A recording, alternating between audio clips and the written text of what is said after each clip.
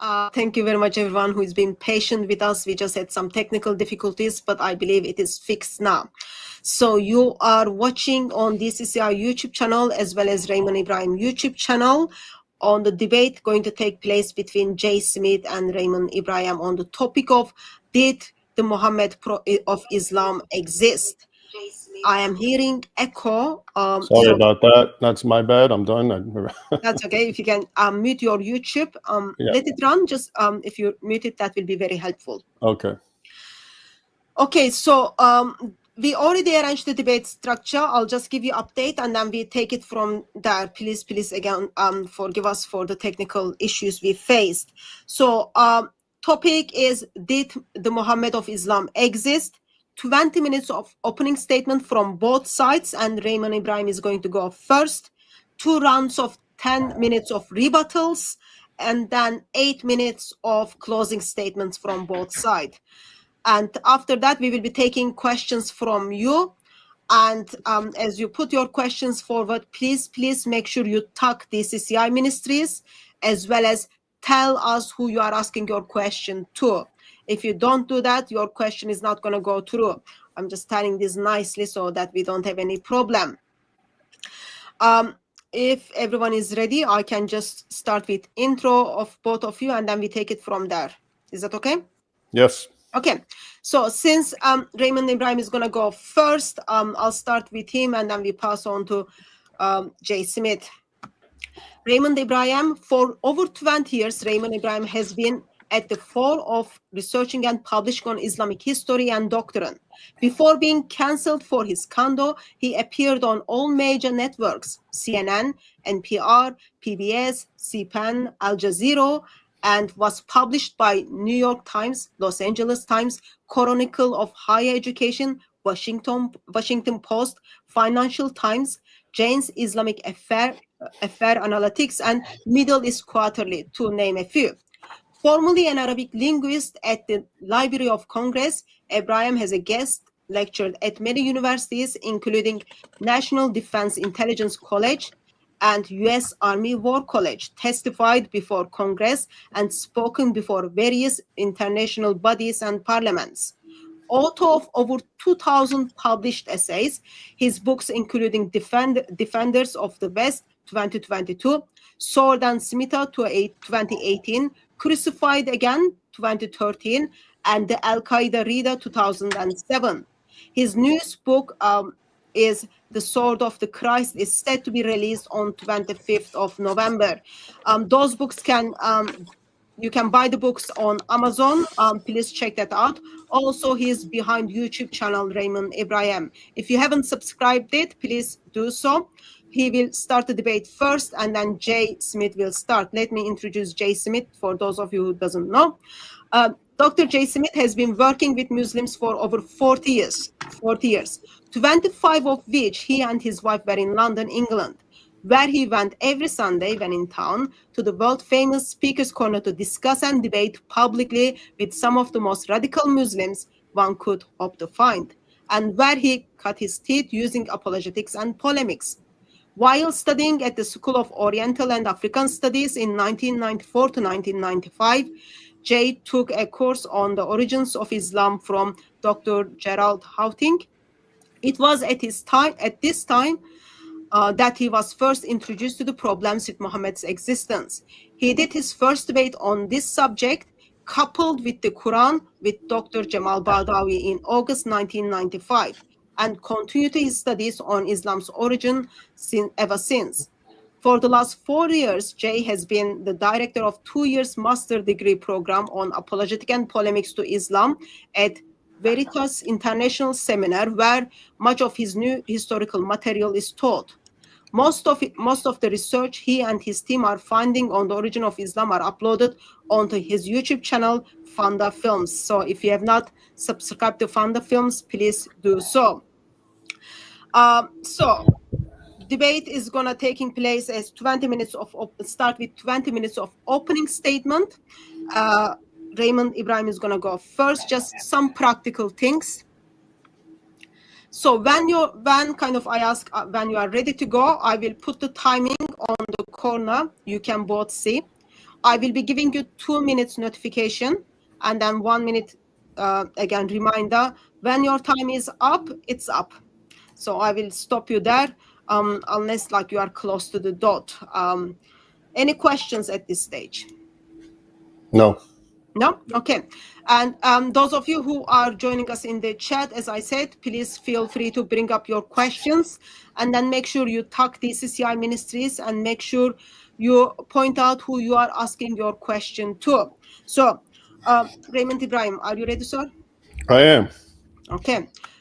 Your 20 minutes starts now. Okay. Thank you. Thank you, everyone, for joining us, and for Jay participating and Hatun moderating. Okay, the question of Muhammad's existence. 20 minutes is short, so I'm going to jump right into it. I'm going to share with you essentially why I am so compelled that he existed. There's obviously many arguments one can make, and I'm sure they'll arise and counter arguments, and we'll get into it. But for me, the gold standard, the unequivocal reason that Muhammad existed, and not just a figure, but someone who broadly follows the Islamic tradition, is the multiple attestations for him from the 7th century, contemporary, by non-Muslims. Now, why is this important? Historians, when they try to talk about or to determine or ascertain whatever, including, of course, the existence or the nature of a religious figure specifically, they shy away from the writings by that religious figure's community, his disciples, etc. And the logic is they're biased, they're exaggerating, etc., etc. And this, of course, is one of the reasons that the nomos. Nomos is short for me for those who do not believe in Muhammad. It's not a derogatory thing. I'm a yesmo. Okay, I like abbreviation. So the nomos. That's what they do, right? They discount essentially the entire standard Islamic narrative because it's biased and they have an agenda, etc., etc. Fair enough. Okay, and that's actually, that's what scholars, the Jesus Seminar, etc. That's what they did with Christ. They said, okay, we can't follow the New Testament even though it's very early, so we have to look for what non-believers said. Okay, so for Muhammad, we have a lot, and it's really, really impressive. These are not people who had an agenda. We can't say these are working for an Umayyad or Abbasid, kingdom, and they don't know each other. And they're some are at the time of Muhammad, some are just a few years later. And at some point, I'll get into how important this is, because to those who are not initiated in how history is done, it may seem that 50 years or 100 years is a very long time, but it's actually not in context. Okay, and before I even get into that, I would like to read to you a quote from Patricia Crona. Many of you, of course, if you know anything about, if you believe in the Nomo doctrine, of course, her immense importance to casting much doubt to the early historiographical tradition of Islam, lots of skepticism, etc. Now, here's what she wrote very recently. No, I mean recently as in later than when she wrote her book, Hagerism.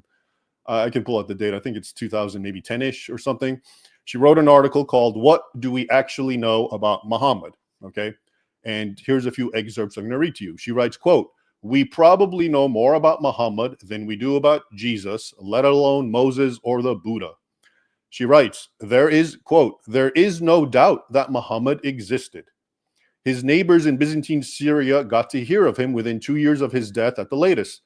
A Greek text written during the Arab invasion of Syria between 632 and 634 mentions that a, quote, false prophet has appeared among the Saracens and dismisses him as an impostor on the ground that prophets do not come with, quote, swords and chariots." Okay, and this is the Doctrina Jacobi. Okay, so that right there is so immensely early. And I know there's an issue, the 2 years. Well, it talks about him as if he's alive and he's supposed to be dead. That's actually very easily answered.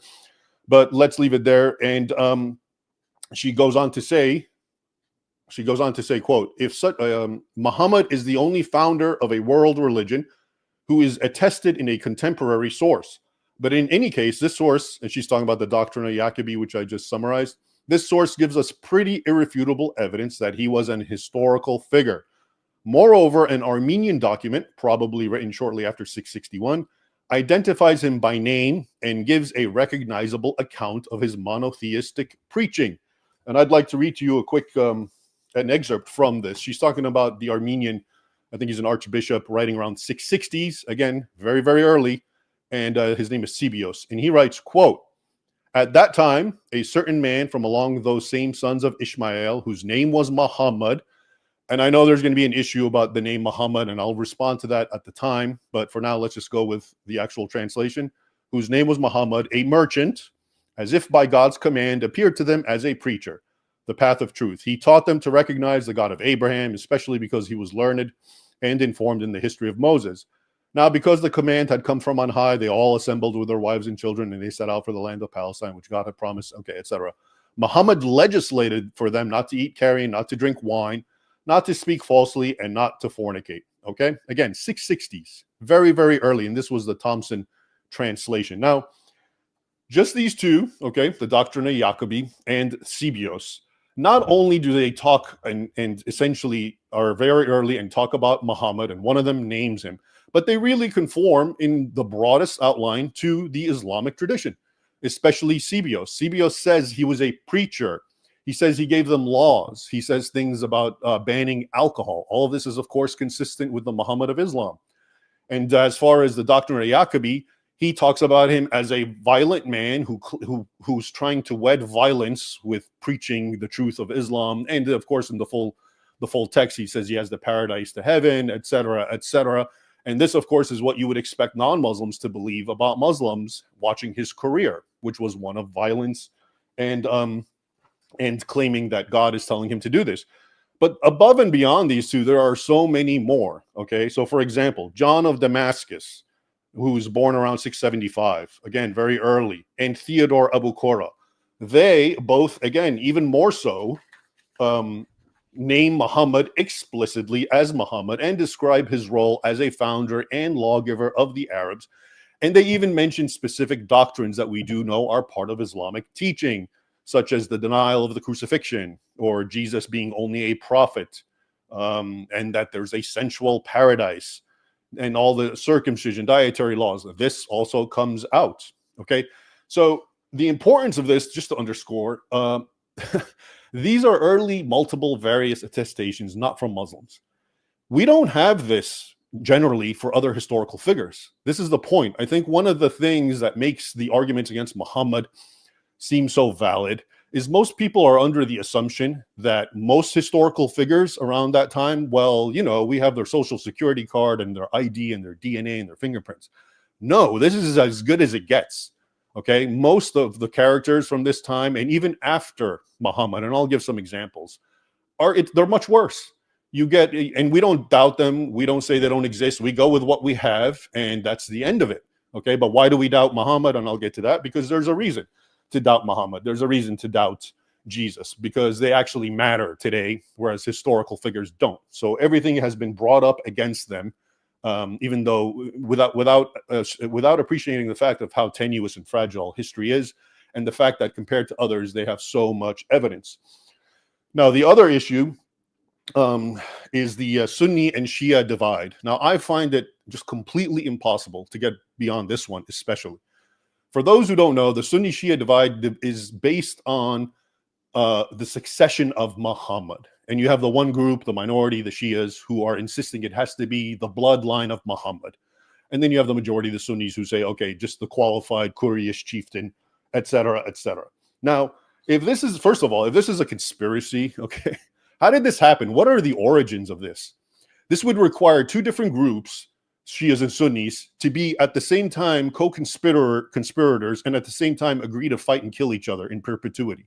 Okay, I mean, I'm trying to understand the origins of this, but above and beyond that, at the same time, we again have very early attestations to this, to the Shias and the Sunnis, again, not from Muslim sources, but from Christian sources. Cebios, who I just mentioned from the 660s, talks about early factions and disputes following the life of Muhammad. The Maronite Chronicle, written right around 687, mentions political splits, talks about Muawiyah and how he killed Ali by name. 687, okay? Theophanes the Confessor, writing around 810, mentions Muhammad, of course, as we know, as a false prophet who appointed Abu Bakr after him. And it also talks about the Sunni-Shia split and the killing of Ali. Okay, so this is not something that was created later by Ottomans many, many centuries later and then somehow cast back. That does not make sense. who would do this? Why would the Fatimids I'll get to the Fatimids, but why would the Sunnis and Shias do all this? To what end? So they can fight each other and kill each other? And they are the Fatimids. So think about them. Now, the Fatimids, that's an empire that arose in North Africa and was mostly centered in Egypt. And it came around in 909, okay, very early.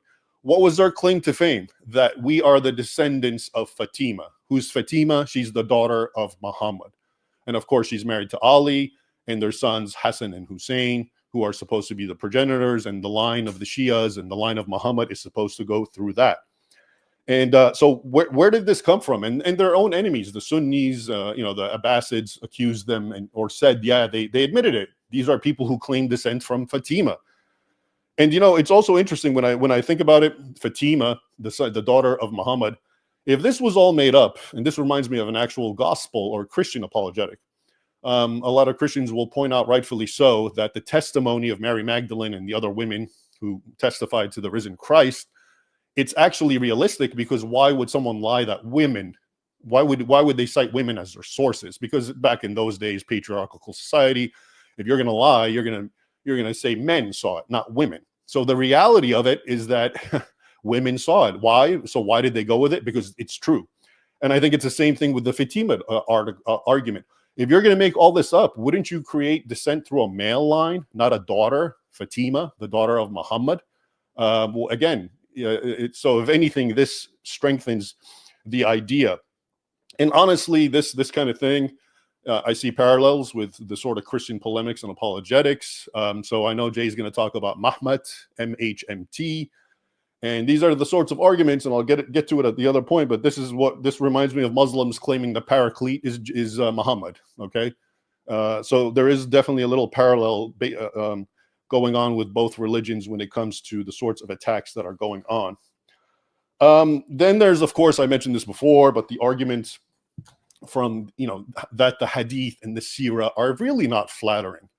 If I'm going to be some Arab king and I'm going to codify and create some sorts of stories to help create a hagiographical veneer to justify my empire, the hadith and the seerah are just full of really unflattering things. Now, I've heard the excuse for this is that we moderns just don't understand, but everything that's embarrassing in the hadith actually was good, or for the people in the 7th, 8th, 9th century, they thought that was good. Yeah, I beg to differ, okay? I mean, maybe there's a few things that we can say like that, but there's really troubling things that from the start, Muslims have had major issues with. For example, and Christians, of course, caught on to them and used them in their polemics from the very start, such as Muhammad, seeing Zainab, the wife of his adopted son, Zayd, and all of a sudden he wants her, and then a revelation comes, and all of a sudden he gets her. Or Aisha, his young bride, telling him, it's interesting, all these revelations that just show up and always validate your desires. And then, I've talked about things like Al-Zut, where, Muhammad goes out in the desert and all of a sudden these tall, naked, dark men, as they're described, start mounting him. Ibn Kathir ends up saying this is a very strange and bizarre hadith. So I don't think you can just say, oh, we just don't get it. This is actually all positive stuff about Muhammad and we don't understand it. There's another one where, there's a dead woman in the grave and he jumps in and lays with her. And the people scream and say, what are you doing, Prophet? And he says, oh, this is to help assuage the comfort or the discomfort of the grave. Now, I'd like to, again, emphasize why the arguments against Muhammad's existence seem so strong. It's because they're being pulled out of context and presented in a vacuum. And most people are under the impression that apparently every historical figure, we just have so much documentation and it's written the day they died. And it's not like that. What I just told you about those 7th century Christian sources, that is really rare. That's gold. And that's why it's a little irking for me when they're just like, oh, forget about them. They're in the way. So let's ignore these. And I can give you multiple historical characters of how this applies. Alexander the Great, by any stretch of the imagination, much more important than Muhammad for his time. So you would expect tons of evidence or of documentary evidence for Alexander the Great, because he was the greatest conqueror at the time, who conquered a large swath of the world from Southeast Europe, Macedonia till India. and he founded, the Hellenism and all that. Big character. Well, guess what? He lived in the 330, I think he died, BC, and the oldest little writing about him is maybe 300 years later, or 250 years later. And then the full biography comes in the 2nd century AD. Arian and Plutarch, or actually even later. We're talking like 500-600 years. So do we say, okay, based on that, Alexander the Great doesn't exist? How about ancient history? Do you realize that almost everyone we know from ancient history, as in Alexander the Great, but before him, comes from one guy named Herodotus, who lived like in the 5th century BC, and who we know absolutely nothing about, and whose account is half full of the fabulous and the mythical? Okay, so I mean, if you use these standards that I'm hearing against Muhammad, the whole of history has to go. No one's safe. No one gets out alive. No one exists anymore. Okay, but let's even move past Muhammad. There's characters like William Wallace, Braveheart. Well, you know what? Pivotal character, national hero, Scotland, etc. There's like a couple of really vague writings about him, maybe years after he died, but his real account comes about 200 years later. All right.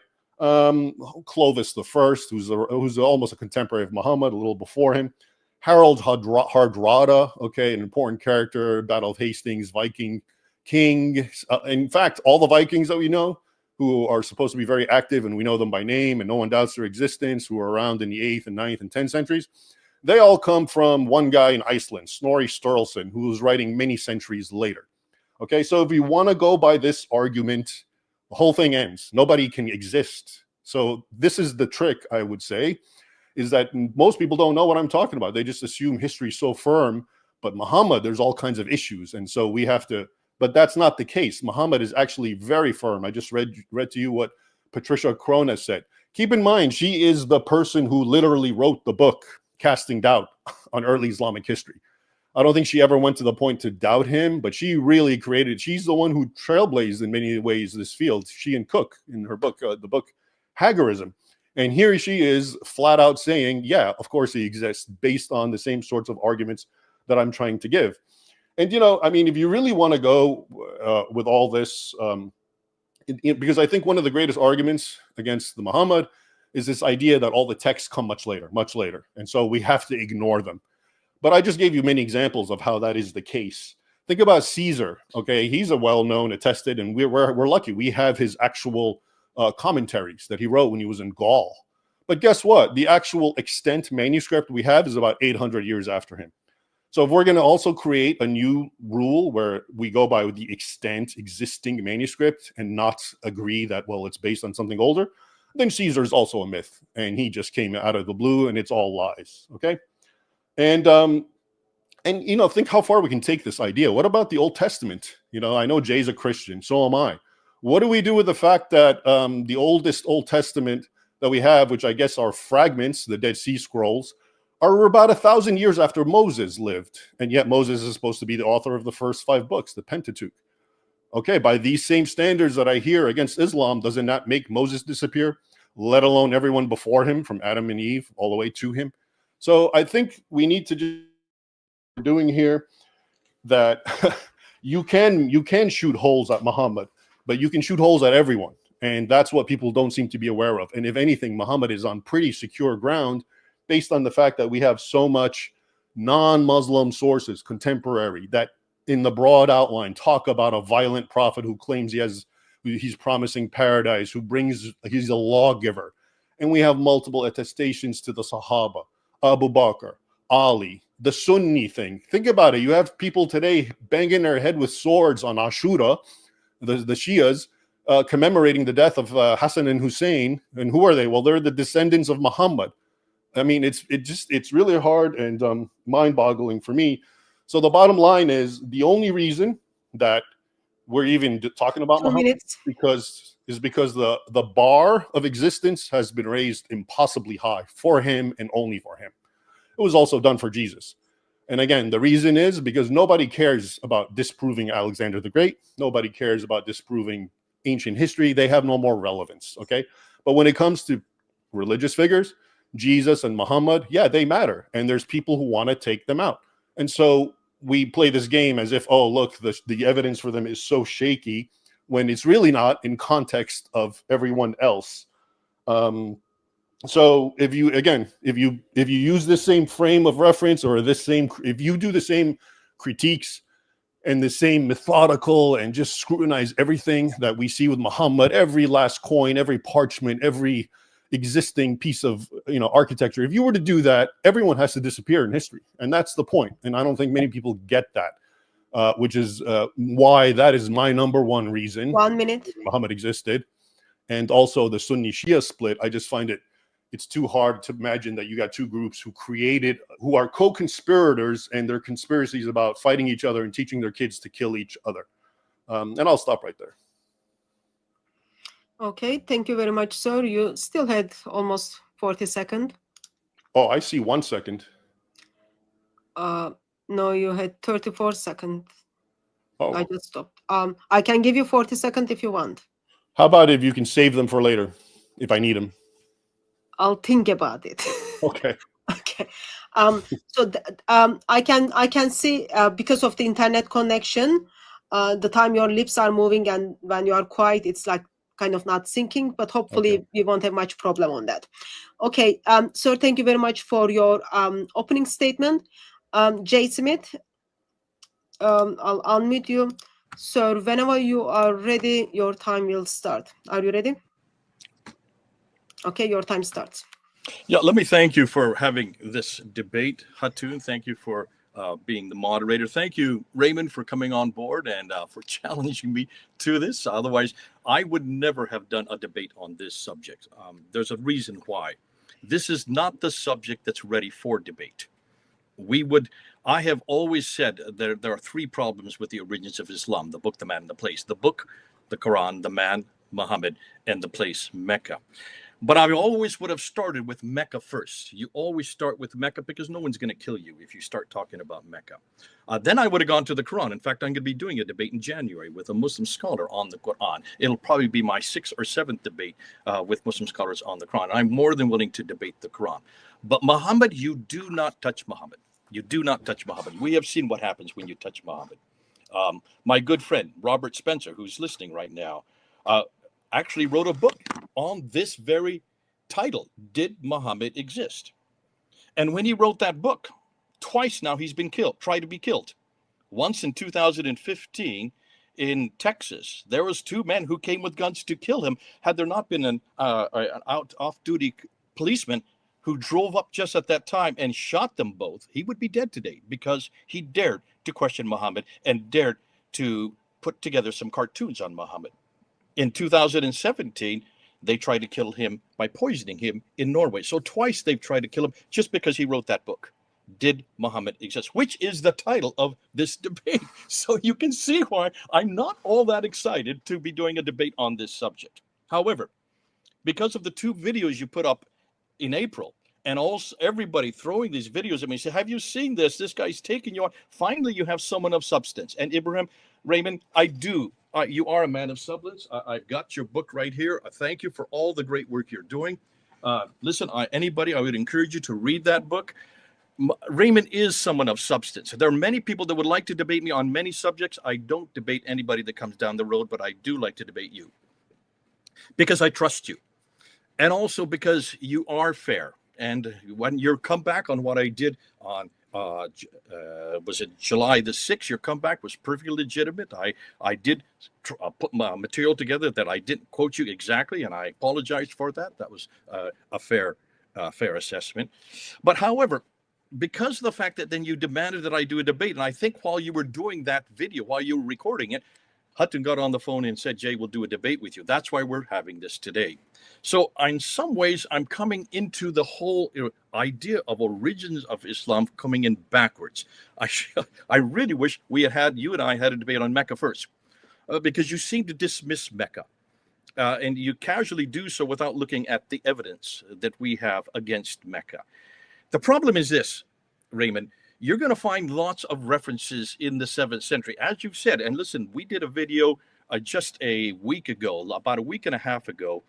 Mel, who is one of my best researchers, Mel from Islamic Origins, that's his YouTube site. And we went through 30 of these references, including the 3 that you went through. And I'll go through those 3 in the rebuttal. I'm not going to do them now because I really want this to be the opening statement.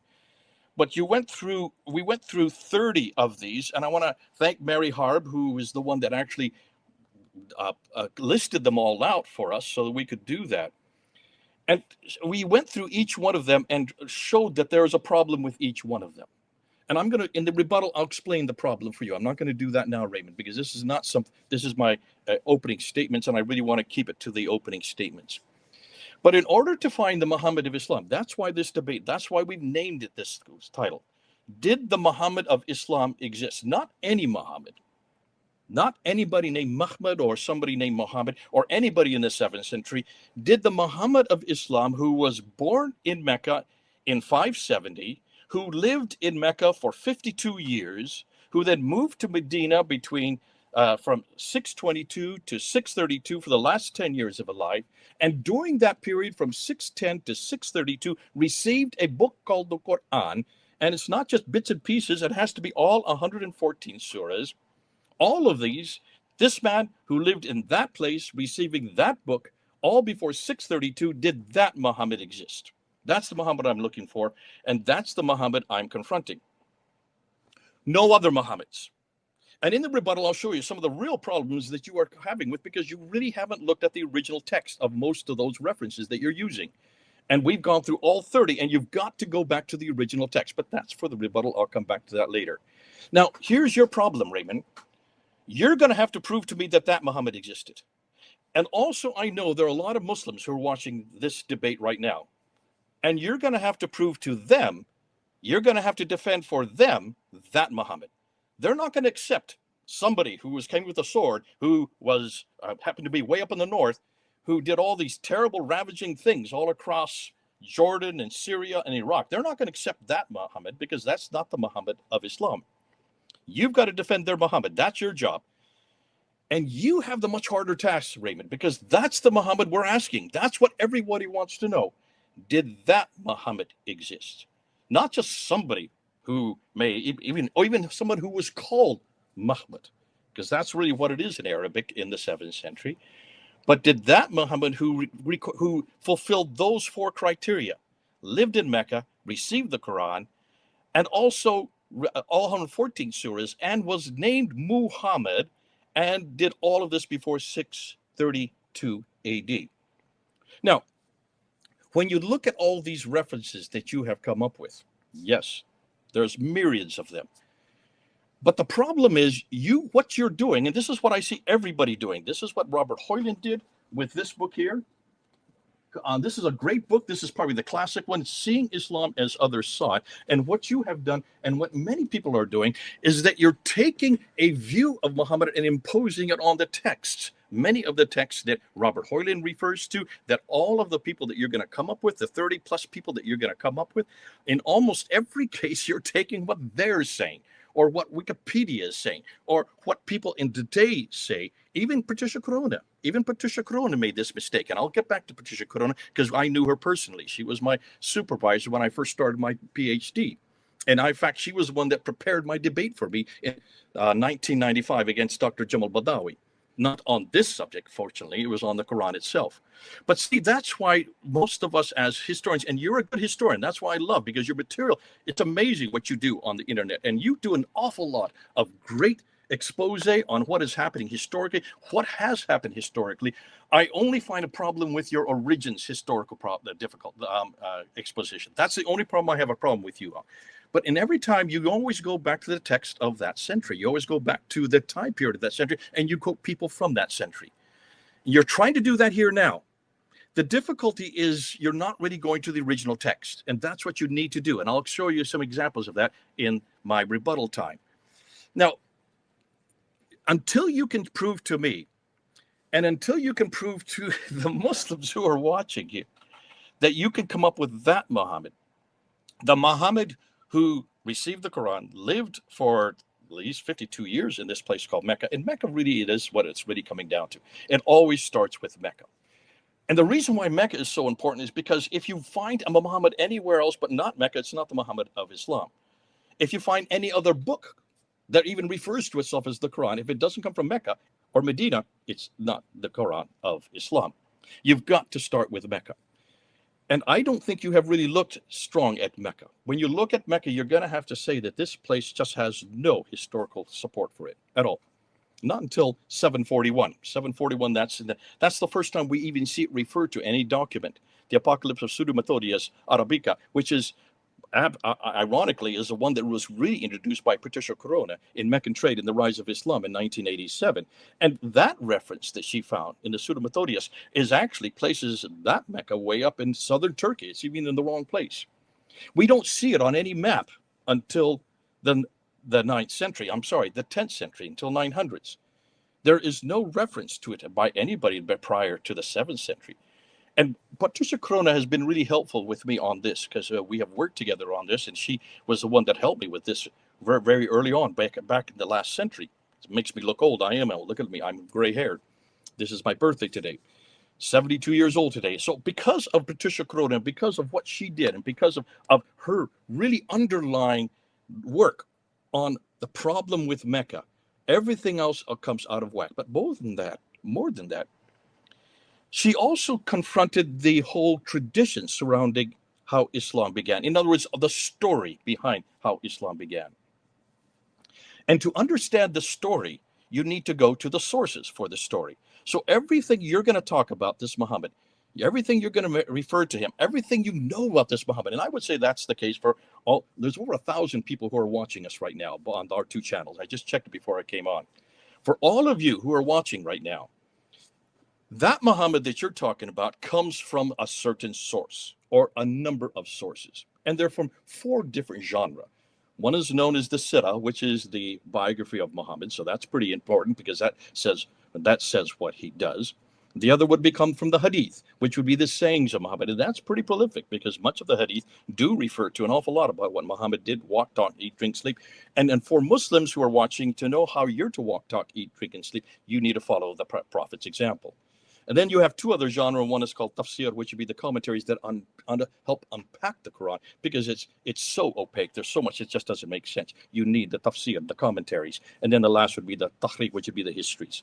Now, almost all of what we know about this man and that place and everything that happened on the origins of Islam come from those 4 sources. But those 4 sources, and you have claimed this, Raymond, a number of times, and you've been correct for what you know, and that all of these sources are perfectly legitimate because though they are not right from the time of Muhammad, they aren't even from the century of Muhammad or the century after Muhammad, they start to appear in the 9th and 10th century. And you've made that very clear. And most people have just walked away from that and said, well, that's not a problem. It's a huge problem. It's a huge problem. Because I would throw right back on your lap, Raymond, where is the manuscripts for any of those that you're talking about? Where is the manuscript for Ibn Hisham or Al-Waqidi? That's the Sirah. Where is your manuscript for Al-Bukhari or Sahih Muslim or Ibn Dawud or Tirmidhi or Majah or Nisai? Those are the 6 major manuscripts for compilations of the Hadith. Where are your manuscripts for any of these guys? Where is your manuscript for the Tafsir and the Tahriq, the Al-Tabari or Baidawi or Suyuti or Zamakhshari? Where are their original manuscripts? See, that's what no one's talking about. And you should be more acute to that. Because as Christians, we've been asked the same questions for the last 200 years. Where are our original manuscripts from Matthew, Mark, Luke, and John, or for Paul's letters? This is something we've all had to study in the seminary. You've had to study it. I had to study it. And so we're very aware of the need to get into this whole area of looking at exactly what these people said. Because until you have a manuscript, it could be just hearsay. It could be just people assuming that they know what this man said or did. There's no eyewitness account. There is no eyewitness account to this man at all in the 7th century. Notice, you've been very clear that these are nomos. The nomos are only dependent. That's me, I'm a nomo. They are all dependent on sources that are outside of Islam. You made that very clear. Why is there not one source from within Islam for this man in that time and in that place? Not one source. Now, you can say, well, because they lost it, maybe they were inept. Hold on a minute. We're talking about only 1,400 years ago. We're talking about a time period where the caliphs were the ones that actually commissioned these men. These men were all in the courts of the caliph. Ibn Hisham, Al-Waqidi, Sahih Bukhari, they were all in the caliphal courts. They didn't come from Baghdad, but they were in Baghdad in the 9th and 10th century. They wrote it down. And when you're at the caliphal courts, you're not dependent on what we were dependent on papyrus. See, all of our Matthew, Mark, Luke, and John, all of our manuscripts were dependent on papyrus. Those are just interlocking leaves that disintegrate within 100 years. That the Muslims cannot excuse. They cannot make that excuse because there is plenty of parchment and vellum in the 9th and 10th century, especially in the caliphal courts, who at that time controlled all the way from Spain, from just below Spain at that time, all the way to India, and from Turkey all the way to Yemen. They were the second biggest superpower of their day. They certainly had access to parchment and vellum. Look at the earliest manuscripts of the Quran that we have, the 6 major manuscripts. The 6 major ones, the Topkapi, the Samarkand, the Ma'il, the Petropolitanus, the Huzani, and the Sana manuscript. Look at those 6 major manuscripts. They're all written on parchment. None of them are written on papyrus. So you can't make that excuse that they just lost them or they just disintegrated. The 5 manuscripts are supposed to be written by Uthman. Where are those 5 that were sent to Basra, Baghdad, Damascus, and 2 were left in Mecca and Medina? Give me one. Show me one. We're only talking about 1,400 years ago. See, as Christians, we know how to answer a question like that because we can go back to the Sinaiticus, the Alexandrinus, the Vaticanus. These are 3 metropolitan codices that are from the 4th and 5th century. That is 200 to 300 years before the 7th century, and they are complete. And they're still there for us to look at. Why can't the Muslims come up with one manuscript of what the prophet said or did? Not just one. It gets even worse. It gets even worse. Maybe you don't know what's happened in the last month. Have you been following what's going on? 2 of the world's leading scholars, Dr. Yasir Qadhi and Dr. Shabir Ali, the 2 world's leading scholars, Dr. Yasir Qadhi, I've tussled with him. We've had in debates before. He's called me an ultra-crepidarian. He did a whole hour's a video on me and David Wood and Dr. Dan Brubaker because we're ultra-crepidarians, because we didn't realize, we didn't think what we were talking about. And the reason he was so angry is because Hatun, sitting right up there, Hatun, you can blame her for everything because she was the first to actually introduce and show the whole world that there's not one Quran, there's 30 different Qurans, no 2 are alike. Now, Dr. Yasir Qadhi is probably the world's leading authority, and I say that because he has a foot in both worlds. He is the first to get a degree from Medina University, the foremost university in the Muslim world, on Hadith sciences, on what the Prophet said and what the Prophet did. So he is the first to get the best degree you can get in the world on Hadith sciences. He's also the first in the world to simultaneously, or soon after that, in this century, get a PhD from Yale University in historical criticism. So he covers both camps, the best you can get in Medina and in Yale. You can probably get better than Yale, but that's one of the best you can get in historical criticism. And he was asked just on July 9th, so just a little over a month ago, he was asked this question: what about historical criticism when it comes to the Prophet Muhammad, when it comes to what he said and did? And he had an answer. And this was his answer: no one in the academy, in the Western Academy, affirms the Muslim Sunni science of Hadith. Nobody. It is considered to be completely discredited. So now, put your head around that, Raymond. He said this publicly just a little over a month ago. And then he went on to say, I would love for somebody to say that we can prove the Hadith via the historical critical method. I would thank that person and be the first to buy his book. As yet, I do not think that we can do that to the Hadith literature. Those are exact quotes that he said in that was just on July 9th. Now, because of that, Dr. Shabir Ali, I've debated Shabir Ali 6 times. He is a good friend of mine, probably considered to be probably the best Muslim debater in the English-speaking world today, which means the world today, because most debates are in English. And he then had to do a review. His daughter, Dr. Safiya Ali, had him come up and and she asked him about this. And he says, listen, I can understand the problem for what Yasir Qadhi said. I can understand. Now, I'm going to get into this a little bit deeper when I get into the rebuttals, because I see I only have 2.5 minutes to go. But here you have 2 scholars in just the last month who are now admitting publicly that historical criticism discredits what Muhammad said and did, and that everything they're dependent on is dependent on oral tradition. I'm going to get into that because he went and did another, on July 31st, he went and did another live stream where he tried to explain what he meant by that, and he just put himself into a deep water. But that's something for later on. But this is what I'm going to come back to you, Raymond. So Can you then understand why we're questioning Muhammad's existence? Because the Muhammad that you are dependent on to interpose, and I would say you are imposing on these references from the 7th century, that Muhammad comes from the standard Islamic narrative. That standard Islamic narrative that you're using to define the Muhammad that you're trying to defend, and you have to defend him. I don't. I have the easy job. I don't have to prove a thing. You have to prove he existed. But what you're going to do is you're going to have to prove to me that that Muhammad that is from the standard Islamic narrative is actually historical. That Muhammad that you're going to look at, that Muhammad that you're going to prove, not just to me, but to all the Muslims listening to you. And I'm going to ask you at the end of this debate, and I'm going to look at the Muslims and ask the Muslims, is that the Muhammad that you are following? Is that the Muhammad that you're happy with? The Muhammad that Raymond's giving you? Because, well, we're going to find as we go through this debate that we're actually saying much the same thing. I do believe that there probably was somebody, Muhammad or Mahmud, in the 7th century. I think I've come pretty close to you on that. And I'm willing to say it. I've said it many times. I do believe there was someone, because at some point they had to hang this person on something.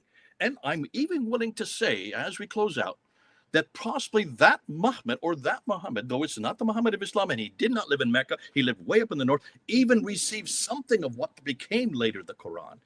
But that is not what Muslims are saying. And that's not the Muhammad you have to defend. And that's not the Muhammad that is the Muhammad of Islam, because no Muhammad, no Muslim would accept that definition of Muhammad. I'm glad I'm not in your shoes, because now I want you to defend that. And I want you to prove in the next, 30 minutes, if you can defend that Muhammad who came from Mecca, received the Quran, 114 surahs, and did so before 632 AD. Your time is up, sir. Thank you very much. So that was the 20 minutes of opening statement from both sides. We will be moving to first round of 10 minutes of rebuttal. Those of you who are joining us on YouTube channel Raymond Ibrahim, it's good that you are there. Please, if you've got any questions, you must put DCCI. You must tag DCCI Ministries and then tell me who you are asking your questions. Otherwise, I won't be picking up your questions from this side, just for the practical reasons. And then, yeah, other than it should be okay. So we will take your questions after the closing statements. So feel free to send them in when you are ready. And Raymond Ibrahim, your 10 minutes can start for your first rebuttal. Let me know whenever you are ready. Let me unmute you, sir, first. Sorry. Yeah, just be sure to give me a 1 minute, because the way I see it, both for me and Jay, it's different than what it really is. I guess because of this lag that's going on. Okay, sorry about that. Okay, I will give you 1 minute warning. Yeah. Okay. Yeah, I'm ready. Okay, your time starts. Okay. Thank you, Jay. You've said a whole lot of things, and unfortunately, I'm trying to take notes, and because I may forget. And at some point, if I forget to answer something, by all means, if Hatun wants to raise it, or if you do later, please do so. Okay. The burden of proof. You make this argument that I have to prove it, or Muslims have to prove it. And technically speaking, you're right. Those who have something that exists, the burden of proof is on them. But in this case, I don't think it really matters. I don't think it's applicable. Muslims don't feel compelled or the need to prove anything to you or me, okay? They've given us the da'wah. They've called us to Islam. A guy like me says, yeah, I believe your prophet exists, but I think he was a false prophet. And they shrug their arms and go, okay, kafir. A guy like you says, yeah, I believe he didn't even exist at all. They shrug their shoulders, kafir. Same thing. So technically, I don't think there's any burden of proof on them, because I think there's a bit of conflation going on when you talk about these things. And we are forgetting that there's the faith element, especially from the Muslim side. They approach this through the lens of faith, which is why so many of these arguments just fall on deaf ears, as I'm sure you've experienced with Muslims. Okay, so that's to the burden of proof. And when you mentioned that the standard Islamic narrative, SIN, that's a good acronym, by the way. But you mentioned how it's so much later, okay? But I mean, we still know things like al-Muwatta. We have fragments of it, and it talks about Muhammad, and it's old, okay? So it's not really as bad. And again, and you mentioned the New Testament. We have a lot of manuscripts, and they're very close to the events, etc., which I agree. But you still haven't mentioned the Old Testament. Christians believe in the Old Testament. Jews believe in the Old Testament. the actual accusations or the criticisms that you are raising about lateness apply much more to the Old Testament than these hadith and these seerah. I've already mentioned that the fragments of the Dead Sea are 1,000 years after the time they were supposedly written by Moses. So if we were to go by your logic, then of course the whole Old Testament's gone. We have to just discard it, as I've heard you say about the standard Islamic narrative based on its age. So again, let's not compare apples with oranges. If you want to talk about oldness and biblical scripture, we should talk about the Old Testament vis-a-vis the standard Islamic narrative. You also, you were talking about oral traditions, and I think people don't really appreciate the power of oral tradition because of who we are nowadays. A guy like me, I remember as a child, until this day, I remember my home number, my phone number, and my address when I was like 6 years old, because my parents put it in my head. I can't forget it. But now I forget my own phone number. I have to actually look it up because it's been saved. And I think all of us have, to a certain degree, have become so, our memory's gone. We don't really use it.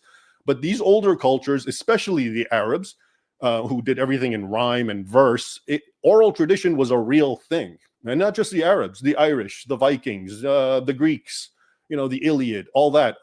Again, the arguments you're using, they are not specific, and just Islam's not the only one that is weak against it. That's everything. All of history is like that. So once again, it just seems that you're raising the bar very, very high for Islam, whereas everything else can get a pass. And then that way Islam looks like the weak one. Okay. I don't know, you haven't mentioned it, but I do want to mention it because it's really important. The Muhammad name. So, I mentioned the 7th century attestations of Muhammad, and some of them use the name, of course. Doctrine of Yacobi doesn't, but Sebios does. John of Damascus does. His Theodore Abu Qura does. And what I've heard you talk about, okay, so there's the Muhammad, the without the vowels, which is because it was a nascent language, and that's true. It's very hard. I used to work at the Library of Congress. I was called in to try to decipher Kufic Quran script, which is essentially the same thing, and it is very hard to read. I get it. There's no diacritics. There's no nothing. But that's, again, a reflection of a nascent language coming into being, okay? So, but it's not, I don't think this, and the other thing people need to understand, I've heard the argument that Mahmud, M-H-M-D, means the praised one. Well, it does, absolutely, okay? But guess what? Every single Arabic name means something laudatory. Okay, we know Ahmed, which is kind of a cognitive. It also means praised one. Kareem, the generous one. Abdullah, the servant or slave of God. Every single Arabic name means something laudatory that you could, if you look hard enough, maybe find some reference somewhere to Christ with that name. So it's not as compelled. This isn't some kind of strange coincidence that Muhammad's name just so happens to mean the praised one. Every name has a meaning in Arabic like that. But in the case of what we're talking about, which is the Christian sources, primarily Greek, they're actually exactly what they write is Muhammad. So John of Damascus, he writes Mamed. Well, yeah, because he's writing in Greek, and there's no H in Greek. So he can't write Muhammad. It becomes Mamed. And we know that's Muhammad because then Abu Qura uses Muhammad in Greek, and then he uses the Arabic Muhammad, just the way it's written. Okay, so this is the name of Muhammad. And it just seems people get tripped up on the difference between translation and transliteration. All right, translation, of course, is if you take a word and explain what it means. So, okay, I'll give you an example. In Arabic, kalb means dog. I just translated it into English. I said kalb means dog. Now, if I were to transliterate it, I would take the word kalb and spell it K-A-L-B, which would be unintelligible to English speakers, but I've tried to spell it and approximate the way it sounds, okay? So the name of Muhammad till this day, do you know how many ways it's being written? It used to be M-A-H-O-M-E-T, okay? And then there's 2 M's, and then there's ones that start with an O and end with an E or end with an A. So that is not something to get, tripped up on at all. And we have it till this very day. I still write Quran, K-O-R-A-N, but of course you should do it Q-U-R'-A-N. So, when you look at these early 7th century Greek and possibly Latin, of course the transliteration can be anything. And that doesn't really tell us anything at all. It's still legit. It's Muhammad because we know it by the way he's being described, which again falls in line very much with the Islamic narrative. And then a lot of the things that you say, Jay, you know, it's you talk about, okay, Mecca, and you kind of create and presuppose criteria, and you make it sound like it's essential, but it's kind of your own doing. So, you know, the Mecca thing, I don't get tripped up on that. It could be any number of things. I believe the map that you rely on seems to be Ptolemy's map, or iterations of it. And so it could be that, well, it was made before Mecca even really came into being. It could be that he's wrong. Maps can be wrong. They didn't have Google Map back then. They didn't have Wikipedia. They didn't have the internet.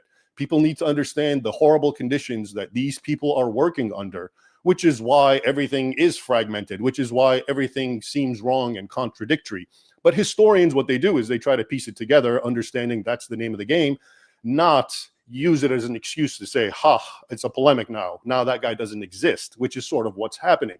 And I'm okay with that as long as it's a polemic against Islam. And I hope to get to that point, because I think this is the most important point, which is this is a very audience-specific doctrine, and it's kind of gone off the rails. So I'll get to that too. So when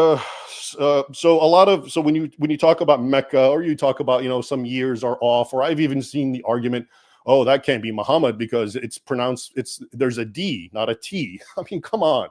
Historians know much better. We know this is how it is with transliterations that go back centuries for every historical character, and the way their name is written and the way they're presented.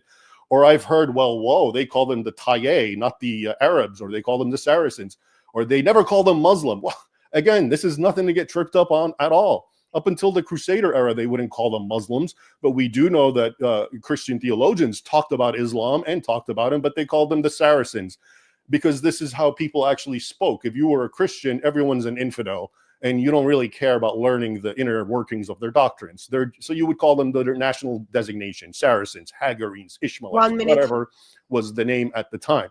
Muslims still, this is the very day, do it. The radical Muslims, they call Christians Nasara, okay, because that's the Quranic name. And because apparently, I don't know if it's the etymology goes to Nazareth or whatever the case mean, but they know that Christians in Arabic are called Messihiyin, from the Semitic Messiah, the Christians, but they intentionally call Nasara. Does that mean Christians don't exist? So I'm just trying to, remember a lot of these arguments that I've heard and try to give them some meaning. But I think, hopefully I've answered a lot of what you brought up. And if I didn't, I'll be happy to in the other round. I see 23 seconds. I don't know how much time I really have. Is it 23? Yeah. Okay. And yeah, so that's it. Again, I can't get over the fact that every argument that you can make about maps, about coins, if you dig down deep enough, you can do it about almost every historical character from that era. Your time is up. Thank you very much, sir. That was the first rebuttal from Raymond Ibrahim, and then Jay Smith will respond to that with his 10 minutes. Those of you who are joining us on Raymond Ibrahim's YouTube channel, please tag DCCI Ministries and then tell us who you are asking your question, so I can ask them at the end. Jay Smith, your 10 minutes will start whenever you are ready. Okay, I'm ready. Go. Right, so let's go through, and this is where I'm going to start getting the rebuttals in. So you talk about the 7th century attestations, many attestations, and you say it's not important where these are. If you notice, every one of these attestations, look and see where they're placed. In every case, they're placed, the person who is speaking either has them in Gaza or Jerusalem or Damascus or in Kufa, which used to be Hira, or up in what is today Tikrit, up in northern Iraq. So they're all in places like Israel or Gaza, which is in Palestine, or up in Syria or in Iraq. Isn't that interesting? Not one of these people placed this character, if you want to call him Muhammad or Muhammad, don't place him where he should be, in Mecca. Nowhere in Mecca, way up in the north. Now, what's interesting, you went on and you did talk about, well, whether we call him Muhammad or Muhammad. Now, remember, what is Muhammad? Muhammad is a very well-known word. It actually is a title. It's been around since 1400 BC. The Ugaritic was introduced there. It's in your Old Testament 11 times in Hebrew. Hebrew borrowed it from the Ugaritic. It's the same 4 letters that you see for Muhammad that we use today. And it's actually when you look at the Old Testament, look at Song of Songs 5:16. There is the altogether lovely one. So he is known as the praised one, the blessed one, the anointed one, the altogether lovely one. In the 4th century, we have the Saint Ambrose, who then took what Origen had said a century earlier and applied that Mahmad, the same word that you see in Syriac, that Mahmad, to the Messiah, the title for the Jesus Christ, the Messiah, which was then appropriated by about 4 other church fathers that came after it. So by the 7th century, it was well known in Arabic as the Messiah of the praise. So it is a title. Now, whether you like that or not, we can't sit there and just say, we must not look at what these men are saying. You made a big thing of whether you go with a D or with a T. Actually, it does make a big difference whether it's a D or a T, because if it's with a D, that's the Arab spelling. If it's with a T, that's the Persian spelling. So that's where you can place it. That's why it's important that you do get the right 4 letters and you put it in the right place. You talked about Patricia Corona, that she didn't really talk. In fact, she was quite willing to say there was a Muhammad. Well, that's perfectly okay, because she never really confronted Muhammad. That was not her area of expertise. Her area of expertise was looking at Mecca. That's why she wrote Hagarism and Meccan Trade and the Rise of Islam. And then she went into Roman law after that. Now, she died in 2015. If she would now be here today, she would be right with us, because we're now turning our attention to Muhammad. We didn't do so earlier than that. That's why I said I'm not ready to do this debate yet. Now, when you go back to the Sunni Shia, that bothered you an awful lot of bit, and it bothers you because it's a problem today. It's a huge problem today that you just can't figure out how that could have started without thinking, when is the first time that this is even referred to? Where is the first time that we hear about the Sunni Shia divide? It actually comes from al-Bukhari. Now, you say that al-Bukhari is someone you can trust. Let me just put this up here. I wish I had a bigger screen. But see, have always assumed that al-Bukhari comes from this time period here, the 9th and 10th century, right? We don't have anything written by al-Bukhari until some fragments start to appear in the 11th century. And what's fascinating, we don't have a complete al-Bukhari. The al-Bukhari you're reading that talks about the Sunni Shiite comes from the 14th and 15th century, way over here. That's 700 years after Muhammad. That's the Bukhari that you're now talking about, the Shiite-Sunni divide. If you want to talk about the Sirah of Muhammad, which supposedly came from Ibn Ishaq, no, we don't have any of that, from Ibn Hisham. So you say Ibn Ishaq or Ibn Hisham are right here. We don't have any manuscript that even appears from the Sirah until the 11th century. We have 5 other manuscripts that appear from the 13th to the 16th century, but were not put together into the Sirah that we use today until Wustenfeld put it together in 1860. That's 160 years ago. So the man that you're looking for, the man that you're dependent on for the Sunni Shiite divide, comes from actually a German scholar who put that in there and used that part as a very powerful part to show why is it that you have these 2 different political problems. Because really, the Sunni Shiite is not a theological problem, it's a political problem, which is normal when you have people trying to find out who takes the mantle of the prophet. And you have the Persians and the Arabs. And it's during the Abbasid period that this comes to a fruition, because the Abbasids are not in the line of the prophet. That's why they put into their reference that they need to make sure that it came from the ulema and it did not come from the prophet's line. Now, that then was engrossed, and of course you would see that became embellished, and there was the enormous amount of accretions and deletions and corruptions from the 9th century, because I'm sure there was someone named al-Bukhari, but the fact that we don't have any of his documents is because there have been so many accretions and deletions until he was finally put together in the form we have today in the 14th and 15th century, the 9 volumes that we use. So that shows that this was used to create that Sunni Shiite divide. I can't tell you yet when that started, Raymond, but I can tell you that it did not happen in the 7th century. This is something that probably took apart during the Abbasid and during the Ottoman period. Now, you talk about the Fatima, again, made up. Listen, everything you know about Fatima comes from the 11th to the 16th century, so I'm going to come right back to the same problem. Then you get into the problem with embarrassment. I would suggest that what is embarrassing is it's embarrassing to you because you're comparing Muhammad with Jesus. And we have to be careful, because when I talk to Muslims face to face and I bring up some of these problems that you brought up, they just say, well, that's typical. That's normal of any prophet. If he had these proclivities, if he had these problems with his sexuality, if he had these difficulties with demonization, if he wanted to commit suicide, every prophet goes through these crises. But what do? Subvert those prophecies, and they come victorious out of it. That's what they love about Muhammad, is that he did continue in those perversions. He continued, got out of it, and then showed that this is the model for today. And most Muslims come back to me and say, yes, what did Jesus do? What kind of perversions did he get involved in that he was able to subvert and control? because that's what they want prophets to do. And they love Muhammad because he was a leader of men. He was married, he had children, he had multiple wives, and he shut down all of his adversaries. What did Jesus do? He did none of that. I would rather follow Muhammad than Jesus. So most Muslims, when they bring this up out of embarrassment, it's embarrassing to you, it's not to them. When you talk about Alexander, Herodotus, William Wallace, and all these guys, we have so much on them, you say.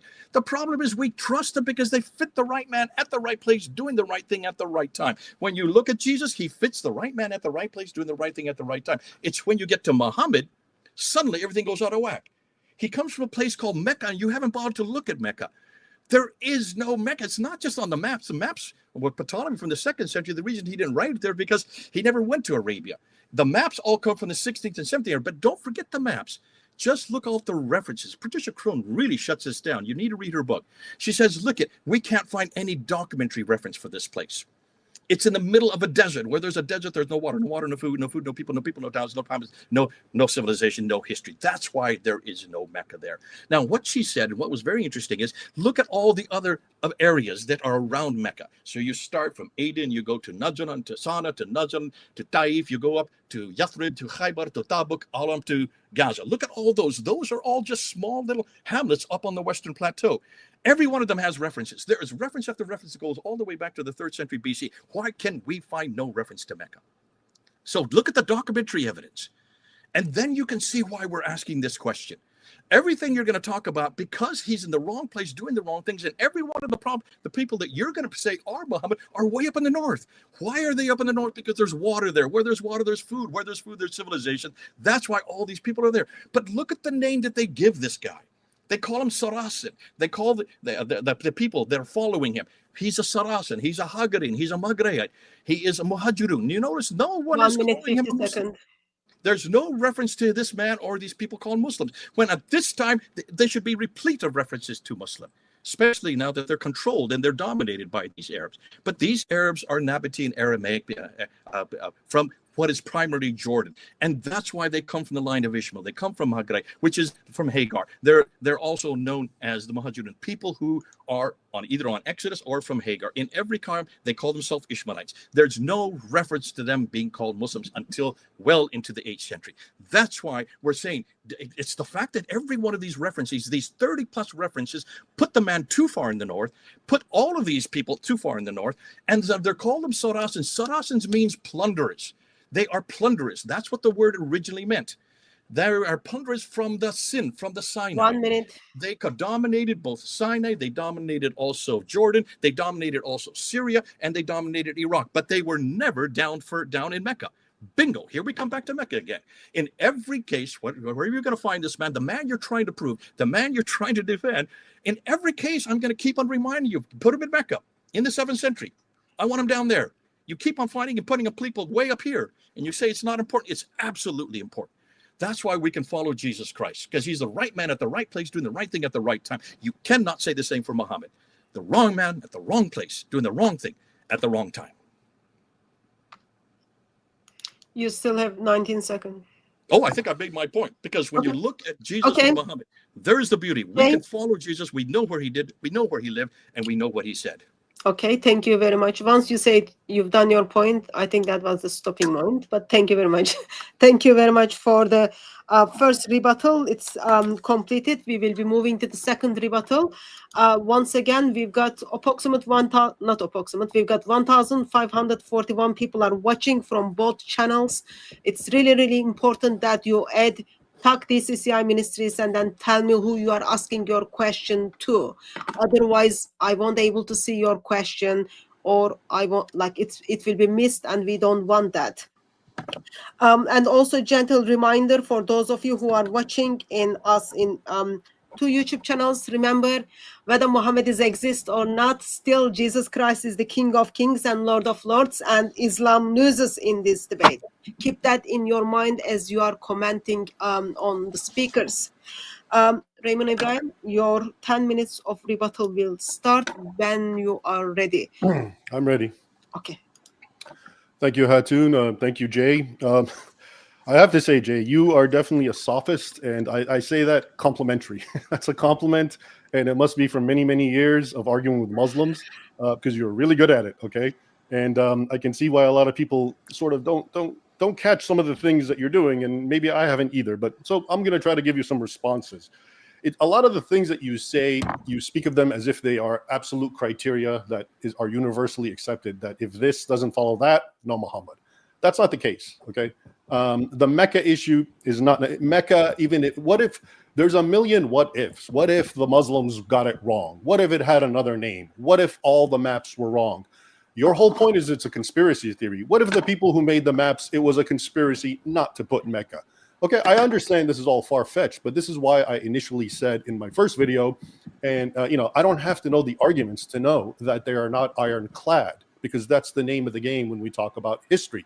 I wasn't trying to be flippant. I was trying to be provocative, but I was trying to make a point, which is that's the way it is with history. You can make any number of argument, but there's always going to be a counterclaim. It could be a ridiculous counterclaim, but it's still there. What do scientists, actual scientists, say to get by the creation or the design idea that, creation has a designer? They've created the multiverse. Okay, they've said, oh, well, guess what? There's a million all universes, and all of them went wrong. So it just so happens one went right. Okay, that's probable. So, okay, this is the sort of realm we're working in here, and we have to be cognizant of that. When you talk, one of the things that I have always noticed when you talk about, okay, like what Mecca doesn't exist, but that's where they place it. And Sahih Bukhari is in Bukhara, and he's writing about Mecca. And, well, but to me, that actually proves it's real. Because if it was a fabrication, why wouldn't they make it a better story? Why would you put it in a place that never existed? Why wouldn't you be, if I was an Umayyad or an Abbasid in Damascus or Baghdad, why wouldn't I trace Muhammad to my lineage and from my town? It's a whole big trick, right? Why would I do this? It's the same thing as I said with Fatima. Why would you trace your lineage through a woman for patriarchal Arabs, if not because that's really what it was, okay? So these arguments, like I said, there's so many answers to them that they are not ironclad, okay? And one can say anything that they want. What you're saying about the Sunni Shias, I'm sorry, but I'm not convinced at all, okay? Because you're talking about much later sources. I already told you, the 7th century Christians knew about it. Cebios mentions it. The Maronite Chronicle, they're writing it at the time. They mention Ali. They mention Muawiyah killing Ali. They mention divisions. Okay, so again, this is why I always go back to the 7th century non-Muslim sources, because they are unassailable. These are not part of a conspiracy. They're not too late. And yet they give us what we're looking for. And then you say the Fatima is made up. I mean, I've studied the Fatimas very closely. I've translated texts. They come into being in 909. They trace their descent through Fatima, the daughter of Muhammad.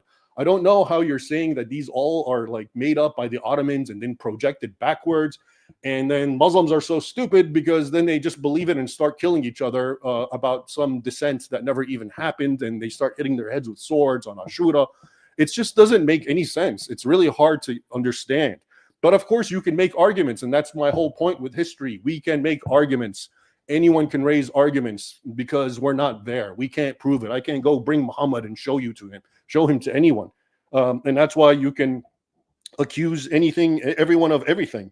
And again, I really need you to answer this question because I think it's very important, which is, how do you deal with the Old Testament?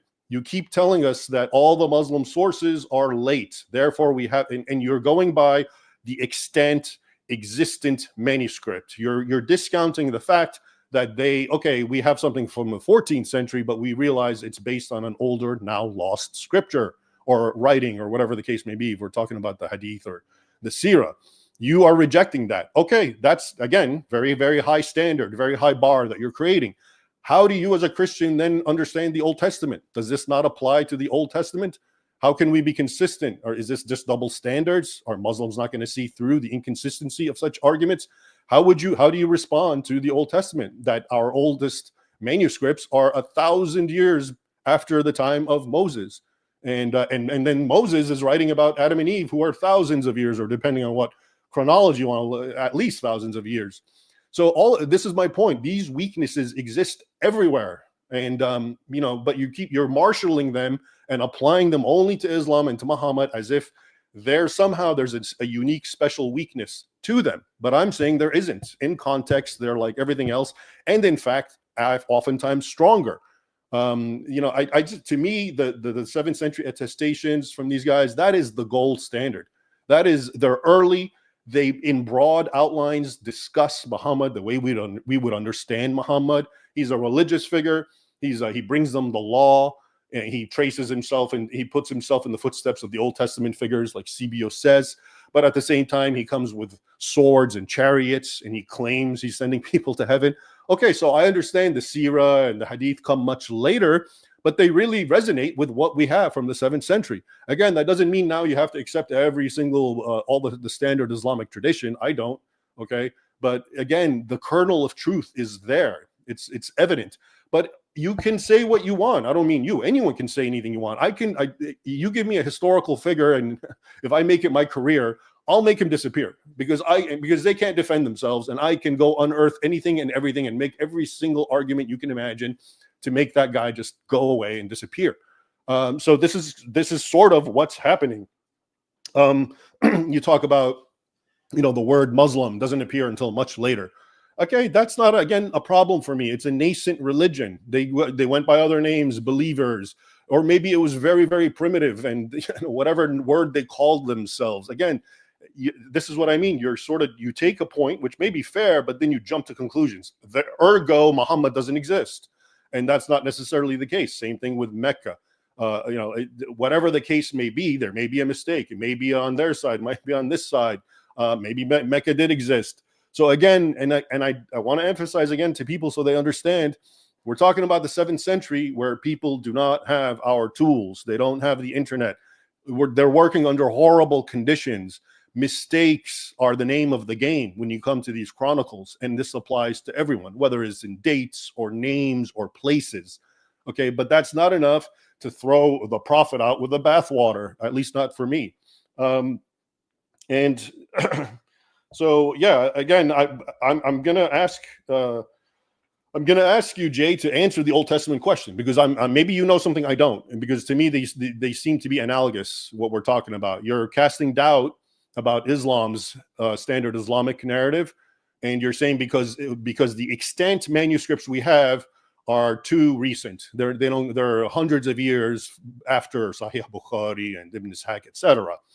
Okay, so if that's our standard, explain to me, what are we doing with the Old Testament? How do we understand it? I get the New Testament is pretty safe. I get that. But what about the Old Testament? Does this not perfectly apply to the Old Testament? And does that not then, the very same standards that you are raising, cause huge problems for Christians and Jews? How do we get by it? So on the one hand, this again underscores that you can do this to everyone.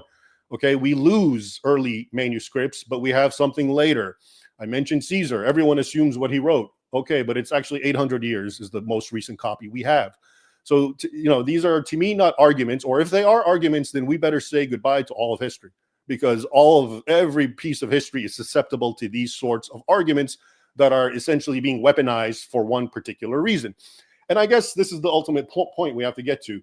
This, in its origin, is a polemic, and I get it, and I have no problem with it. It's a polemic against Islam. And, it should stay that way. But it's sort of spilled over, and I'm going to elaborate this a little more, maybe in my closing remarks, and it's almost becoming a polemic against non-Muslims. And what is a polemic? Well, it comes from the Greek word polemos, means war. Okay, it belongs against the Islamic front. I get that. I've on record, I said I don't think it's very strong, but who cares? That's my problem. That's where it belongs. But I often wonder, what are we doing? Not just you and me, but when non-Muslims argue this, what is to be gained by this? Newsflash, I believe Muhammad existed, but he was a false prophet. That means Muslims are deceived. You believe Muhammad didn't exist, so he was a fake prophet, and Muslims are deceived. It's the same exact conclusion, just a very different flavor, a very superficial flavor that we're ultimately arguing about. But it just seems to me that the polemicists who created this against Islam have sort of lost track of it and conflated it, and now they come and argue with non-Muslims, though it's not going to have the same result. If anything, and I'll elaborate this, it actually leads to a lot of confusion and a lot of intellectual disarmament. I'll stop. Okay, thank you very much, sir. You had 5 more seconds. Dr. J. Smith, your 10 minutes rebuttal will start whenever you are ready. I'm ready. Okay. Yeah, God bless you for bringing up the Old Testament. This really bothers you because I see, and then a lot of Christians take your attitude. This is not normal. This is not abnormal, Raymond. If I confront Islam, I'm going to destroy the authority for the Old Testament, without realizing we're talking about apples and oranges here. Nobody expects to have the original documents for the Old Testament. No one expects to have Moses's five books. We don't expect that from 1400 BC. We don't expect anything from the Old Testament because there's no manuscripts that could have existed that long. So don't even ask that question. We're not looking for documents. So what do we do with the Old Testament? Listen, when I lived in London, I would take people on the British Museum tour, one of the best museums in the world, by far the best for the Bible. God bless the British. They went all over the world. They stole everything and brought it back to the British Museum so that we could look at our own history. And when you look at the British Museum, there is artifact after artifact after artifact that supports the Assyrian period, that supports the Babylonian period, that supports the Persian period, that goes through all these references, every one of them in the Bible, and says we've got the right man at the right place doing the right thing at the right time. Look at the Amarna tablets that support the whole Joshua account. Look at the Ebla tablets that support, now we know where Sodom and Gomorrah are because of the Ebla tablets that were created in 2300 BC and were destroyed in 2300 BC, a good 400 years before Abraham even lived, and yet support now these great cities that only the Bible talks about. Look at the Mari tablets. Look at the Nuzi tablets that support all the customs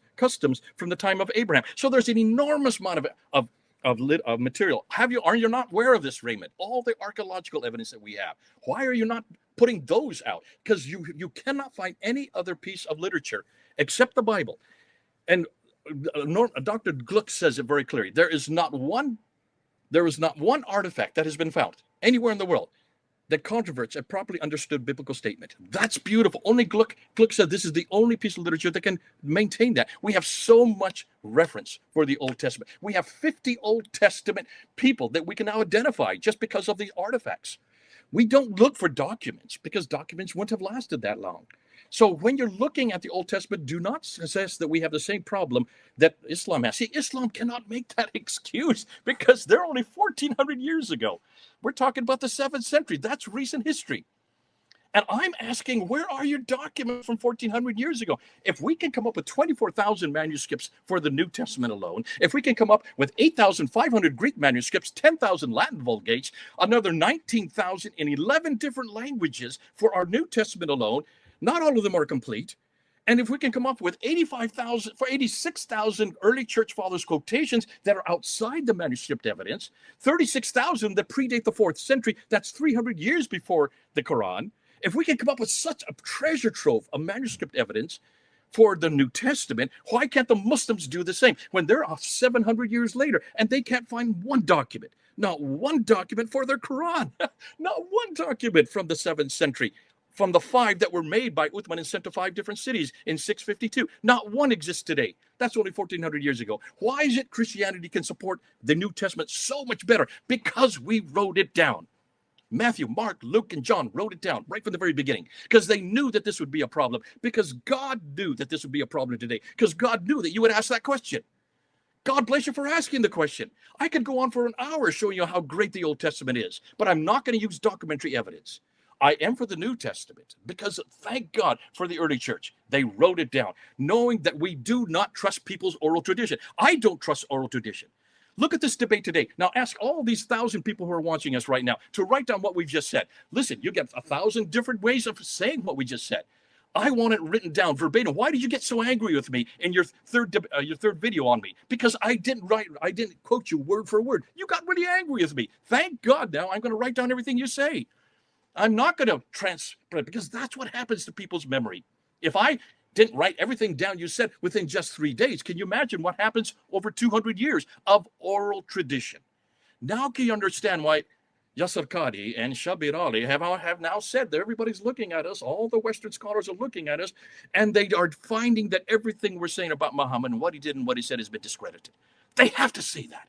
Because oral tradition is not good enough. You go into a children's playground and you look and see in these parties they have, and they call it telephone or Chinese whispers, what you say to one person and it goes through about 7 or 8 different people. What the next person say, the last person says is 2 different things. If that can be changed in a period of 15 minutes, notice what can be changed in a period of 200 years. But I'm not even saying 200 years. I'm talking about from the 11th to the 16th century. Everything you're dependent on for Muhammad comes from the 11th to the 16th century. That is 400 to 700 to 800 years after Muhammad. Can you then want to understand why I'm asking this question? I have to trust the fact that we use documentation. Now you went on, you talked about the Moata. Let me tell you about the Moata. You say the Moata is great, huh? Here we go. Let me tell you what we know about the Moata. There is a partial copy of the Moata in Dublin's Chester Beatty Library from the from the 9th century, the late 9th century, from 890s. That's the late 9th century, but it only contains 1/3 of what we use today. The oldest complete manuscript of the Moata that you like so much is from 1030. That's the 11th century. But who cares about the Moata? The Moata is not about Muhammad. It's only about laws and institutions, about laws. It's about what the Sharia law is, which is normal for that time period because they were really interested in what the laws would be for the Muslim community, which was Muslim by that time. I'm not saying it wasn't at that time. So we are looking at the wrong problem. I don't want that's the earliest you can get, and yet it's from the 11th century. Again, woo. Haven't I said 11th century all the way today? 11th. Why is there nothing before the 11th century? That's what I'm asking. Now, you go on about, you say that we can trust oral tradition. I hope you realize no one in this room trusts oral tradition. I don't trust it, and I'm surprised you trust it because I'm mad at me for not trusting your oral tradition of just 2 days or 3 days. And you talk about that Mecca, it's okay, I'm going to get over that. You talk about why is it the Bukhari? Why would they choose Mecca of all things? There's a good reason why they chose Mecca, but you've not looked at any of my videos, have you? You don't realize we've gone through this. We've done video after video after video, why they had to choose Mecca. To understand Mecca, you have to follow the Black Stone. And don't tell me you don't know about the Black Stone or you don't know the history of the Black Stone. You've got to follow the history of the Black Stone. I don't have time because I only have 3 minutes, so I'm going to get off that. But you need to follow the Black Stone. And what you will realize, if you look at Mecca today, you will see, look at all the traditions of everybody circumambulating 7 times, going counterclockwise. Who did that? The Jews did that in Jerusalem. Why did they do that? Because of Jericho. So everything was up in Jerusalem. Why did they go and run back between Marwa and Safa 7 times, looking for water, tracing that back to Hagar when she was looking for water, and then finally seeing the water where the Zamzam well is today. Now, isn't that rather odd that she's right there in Mecca where there's lots of people living? Why should she be looking for water that close to the Kaaba? There are hundreds of people that are around her and she just knocked on one of the doors. Because that is not the real Marwa and the real Safa. They're just stones 20 feet high. The real Marwa and the real Safa is in Jerusalem. Marwa is Mount Moriah in Arabic, and Safa is Mount Scopus in Arabic. The Jews would go from Mount Moriah down to the Kidron Valley and up to Mount Scopus. That would be a tradition that was carried on, and it's still carried on today. That's why they needed something that was in Jerusalem. Why? Because Jerusalem is the wrong place for the Arabs, and it has too much history, and that's not where the Black Stone is. And I'm just going to say that right now. That's going to take a whole pile. We're going to put it into our book that we're writing on this whole problem here. Now, when you get to the Maronite Chronicles, you talk about Maronite Chronicles. Have you read the original version, or have you read a translation of it by the two scholars in 2006 and 2007? Davis, have you read, or Katie? If you look at the original, they mistranslated it over and over again. And this is something that an awful lot of people do today. I even include our good man, Dr. Robert Hoyland. Whenever they come to a reference to Saracen, they put Muslim there. When they come to Hagarin, they put Muslim there. Whenever they come to any of these references, they put Muslim there. To me, that is a travesty. You do not impose your 21st century viewpoint onto a 7th century document. Look and see exactly what the Maronite Chronicles. It says nothing about the Sunni Shiite divide. You are putting that in there, and it says nothing about the Caliph al-Rashidun. That has been imposed by these authors who then mistranslated it. So you cannot say that there is any reference to the Sunni Shiite from the 7th century. I want you to show me in the original script where that's the case, and I leave that up to you. And you ask, why is this polemic important? Remember, polemic is not war, it's war with words. That's what we're doing today. We're not warring against each other. I would be beat up by you. Look at your arms. You're much too strong for me. There's no way I could war against you. But when it comes to war with words, that's exactly what we're doing. And that's what good polemics is. And that's what we're doing. We're doing good polemics. Now, at some point, I want to see whether your polemic is better than my polemic. Because at some point, you really take me on this. I can't do it now because I don't have enough time, but I'm going to show you that actually this polemic is probably the best polemic we have. And in fact, it's probably having more results than you're giving credit to it. But that's for later on, and that may be in my summation. Listen, I don't have too much more, except that I would like to say that in every case when you're going to find this guy named Muhammad, look and see, get the right translation, go back to the original text, go back to the Syriac, and you will see it is not the Muhammad you're looking for. Okay, thank you very much, Jay. You had 30 more seconds left. Thank you very much. So that was the second part of the rebuttal. So we've closed the rebuttals and we will move to the 8 minutes of closing statements. Those of you who are joining us in the chat, please feel free to bring up your questions and make sure you tag DCCI Ministries and tell me who you are addressing your question. Otherwise, it's going to get missed. That's nothing personal because it's just gonna, chat is moving fast. And also gentle reminder to us all, at the end, Christ is on the throne. He rules and reigns. Islam is loser here, which side you pick. So those of you who are in the chat, especially, please make sure you remember that you are talking or listening to your brothers in Christ. So, Raymond Ibrahim, your 8 minutes of closing statement will start whenever. Just a second. Whenever you are ready. I'm ready. Okay. Thank you, Jay and Hatun.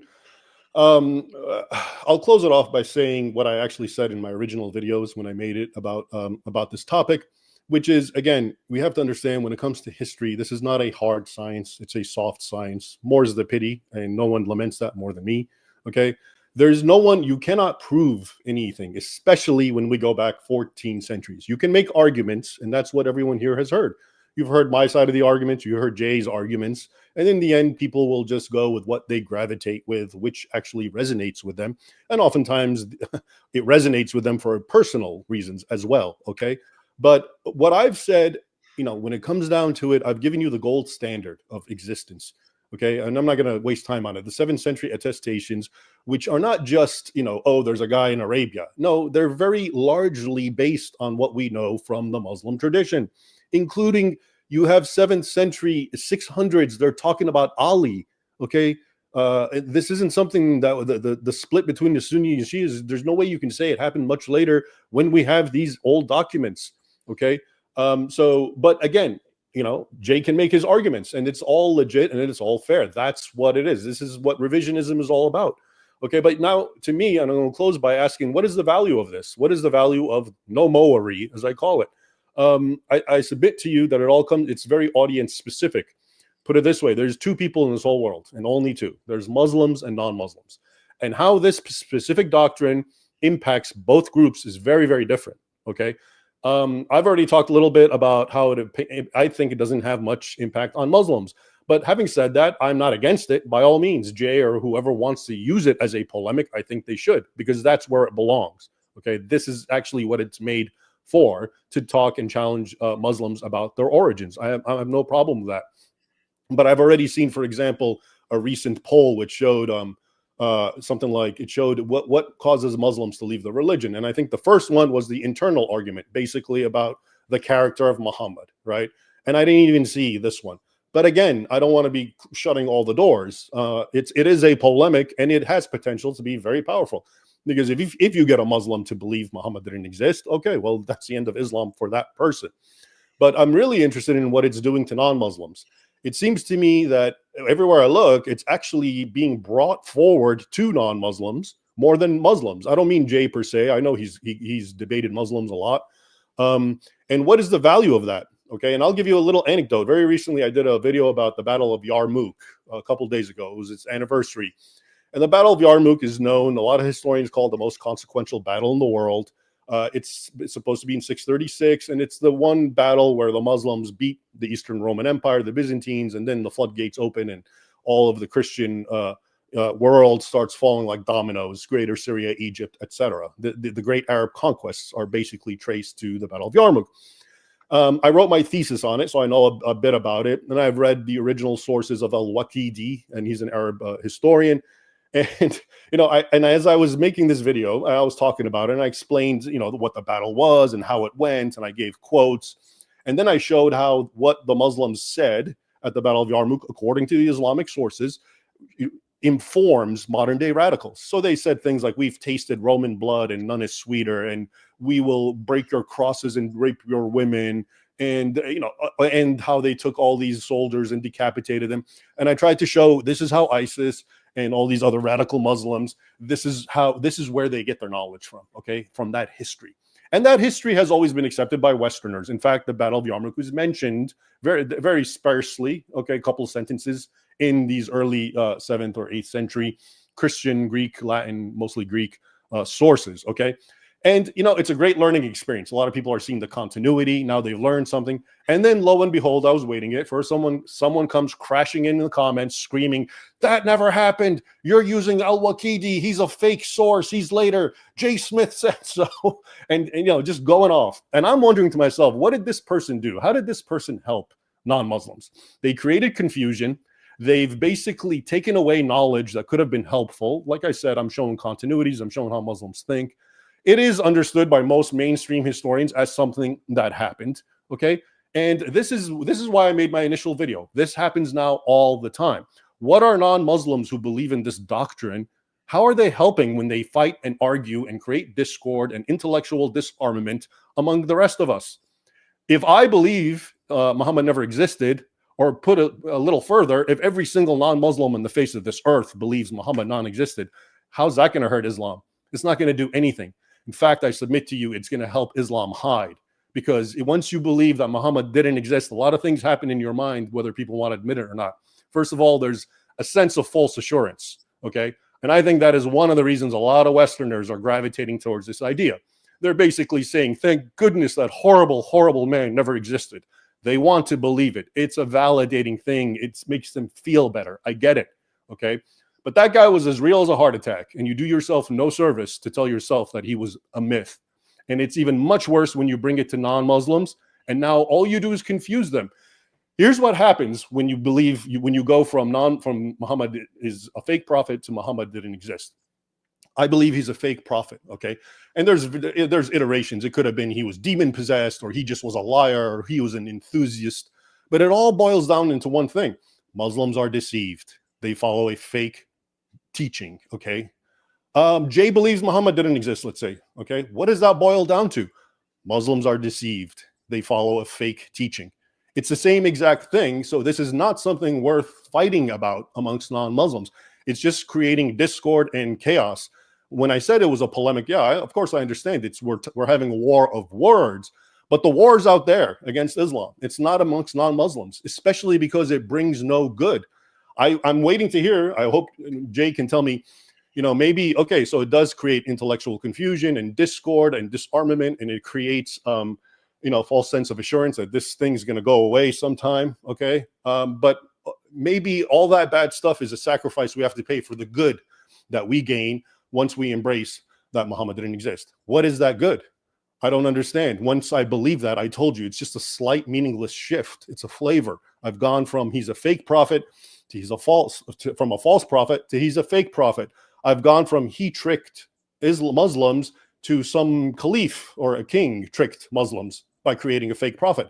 It's really the same thing, but I think a lot of people, non-Muslims, have conflated it, and they somehow think that if they believe that, and if they get non-Muslims to believe that, Islam's going to fall apart. It's not. Okay, it's not going to fall apart. It's going to hide. That's all this is doing. It's allowing Islam. Its number one Achilles heel has always been Muhammad, its own history. Okay, I watch Arabic Satellite. I watch Christian polemicists. All they do is talk about Muhammad. They accept him.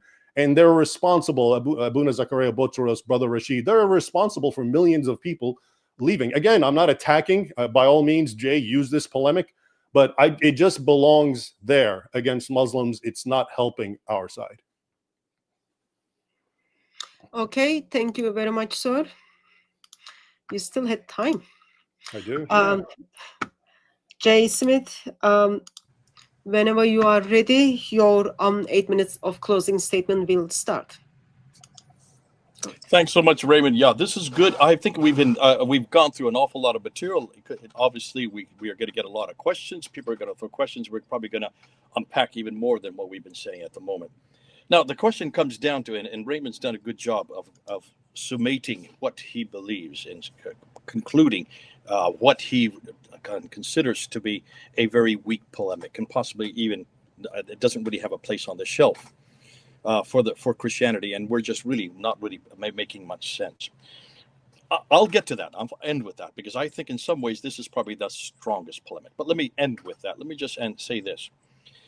Today, we ask the question, did the Muhammad of Islam exist? How many of you are convinced now that this Muhammad, who received the Quran spent 52 years in Mecca, 10 years in Medina. Do you think that Raymond has supported that Muhammad, or has he supported another possible Muhammad?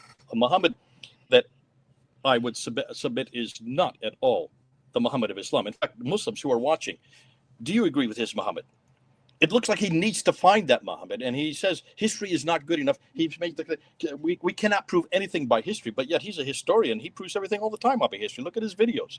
He does a great job. Look at this book that I've read here. This is a great job of looking at how the defense of the West. That's all historical. So you can't say that history doesn't prove anything. The reason we go to history, the reason we don't want to repeat it, the reason we go back to it and trust it is because it does talk about real truth, about real people doing real things in real places. And if those real people did not do things in those real places, then I chuck them out. I don't want anything to do with them. So that's why we're even asking this question. I didn't want to ask this question. This was not a debate I wanted to do. I really wanted to talk about Mecca and the Quran. Those two are really debatable, much more so than Muhammad, because it's getting visceral, and I'm going to get an awful lot of hate mail, and I'm going to get probably a lot of death threats, because I know a lot of Muslims don't like what I'm saying at all. And the reason is very simple. If the Muhammad did not exist, and if everything they're basing their faith on, and they're only basing their faith, and Raymond is right, their faith has to be come from this man named Muhammad. If Muhammad did not exist, the other two come crashing down. Both Mecca and the Quran come crashing down. In fact, all of Islam comes crashing down. You cannot have Islam without Muhammad. And you can see the dilemma that this is going to be for Muslims. Not for me, not for Raymond, but for Muslims, this is a huge dilemma. That's why they won't let you even question this. Notice, around the Muslim world, there are two things you may not critique. The C-295 law in Pakistan. If you question Muhammad or if you question the Quran, it is a capital offense. Why do you think they have those two laws? Why is it only those two you can't question? Because those are the weakest parts of Islam. Those are the two weakest pillars that hold up Islam. Without even one of them, Islam falls down. And we've been questioning one of those pillars today, which is absolutely dangerous to do so. For me to even make that statement, look what happened to Robert Spencer. For me to even say so publicly, look what happens to anybody. Those Charlie Hebdo cartoons. Look at Hatun. Look at what has happened to Hatun because she questioned him, and she wore those shirts with the cartoons on her. That's something you do not do. You don't touch Muhammad. You don't touch Muhammad, and you can see why. Because without Muhammad, if nothing, Islam is completely flat, goes completely kaput. Now, Raymond, you are right. What's the value in doing this? What's the value? Listen, everything that you do on the internet. And you may do that in Christian circles, but I don't see you doing this in a mosque. I don't see you doing in questioning Muhammad or his fakeness. I don't see you doing that in a public context because it is very dangerous to do this in a public context. And that's why you only do it on the internet. And I go all over the world. In fact, I'm going to be in 3 different countries in just a month in Africa. And I've been there now 3-4 times. I go back to Africa all the time. And I go to where the Muslims are, and I go to where the church is, and I go to where the church is being persecuted. And in everywhere I go, they say the same thing to me. Jay, we can't use Raymond Ibrahim's material. We can't use Hatun Tash's material. We can't use David Wood's material or Sam Shamoun's material. As good as it is, because if we use that material, we get killed. They come to us with machetes and they kill us. We cannot mock Muhammad because they see it as a mockery whenever you call him a fake Muslim, a fake Muhammad. They call it as a mockery. But you, Jay, we want you. We want this material. They tell me this. In fact, I'm going to be there in just a little over a month. I'm going to be going because they want this material, because this material doesn't mock Muhammad. This material does not attack Muhammad. We don't even talk about Muhammad. The only thing we say is, prove to me he existed. It takes the onus off my shoulder, and I don't say anything. I don't waste any time about Muhammad, because if he didn't exist, why waste time on him? I don't waste any time opening up the Quran and looking through all the violence or all the misogyny in the Quran. I don't want to. What a waste of time for me. I did that for 35 years. I no longer do that. Why? Because if the Quran didn't exist, what's the purpose? Not in the 7th century in its complete form. So can you understand why you may not like it? And I understand. And as long as the internet, please continue to do that, Raymond. Don't stop doing it. We need you and Hatun, and we need Sam Shamoun, and we need David Woods to continue attacking that Muhammad, because you are right. 99% of the Muslim world believes in that Muhammad, and he must be brought down to to consideration, and we must compare him with Jesus Christ. And in every case, he fails with Jesus Christ. Thank God you keep doing what you're doing. Don't stop doing that. Don't stop doing that. However, I'm not interested in a Muslim on the street. I'm not interested in a Muslim on the internet. I'm interested in the makers and shakers. I'm interested in the Sauls who become Paul. Remember, Saul was an intellect. Saul was an academic. Why did Jesus choose 12 disciples and he had to choose the 13 named Saul? Because he needed an intellect. He needed an academic, because he needed someone to really confront. I have 2 minutes. Okay. He needs someone to confront the whole foundations of what the Jews and the Gentiles were throwing at Christianity. He needs somebody of that caliber.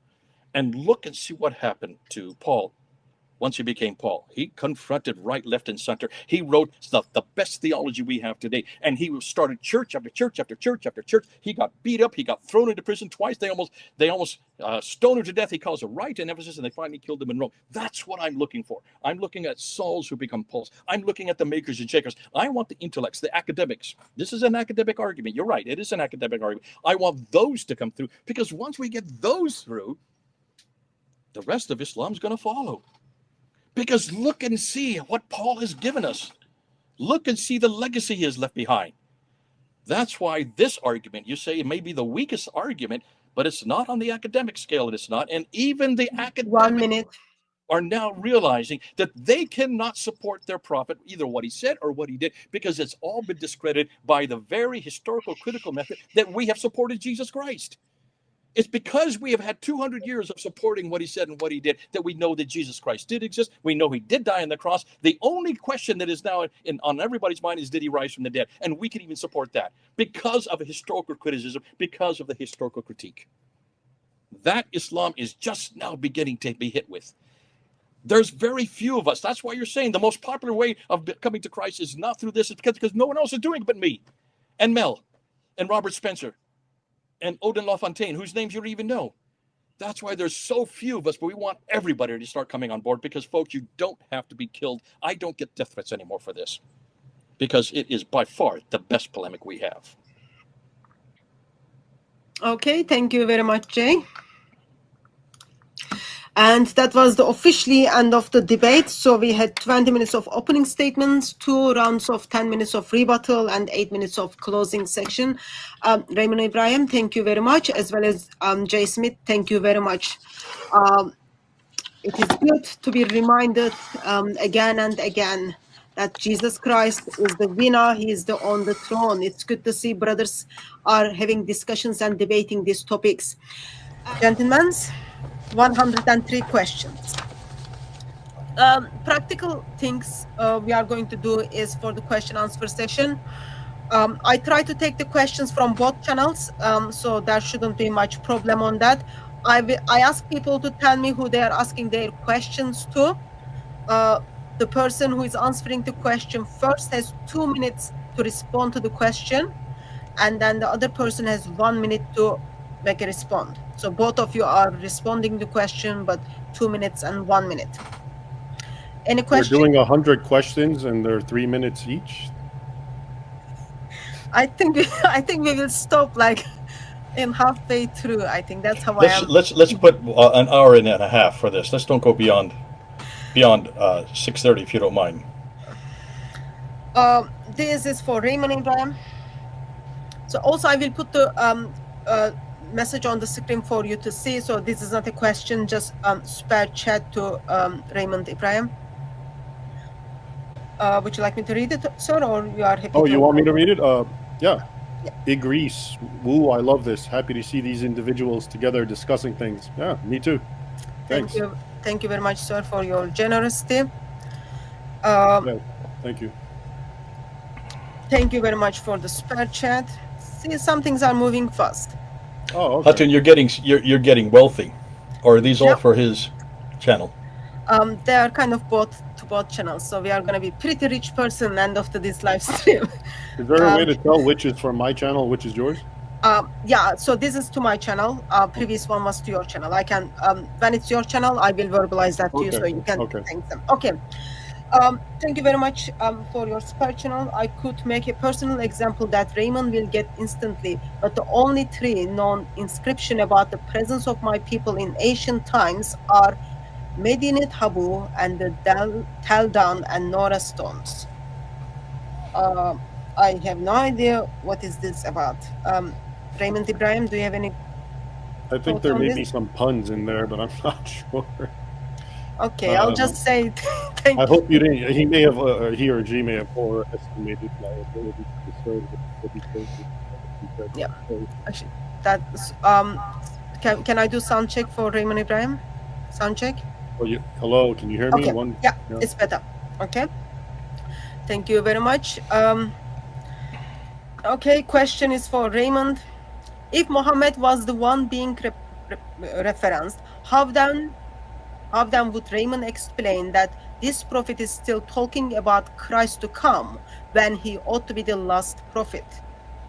I'm not sure what he's referring to. Are you talking about? That's like, the doctrine of Jacobi. The doctrine of Jacobi.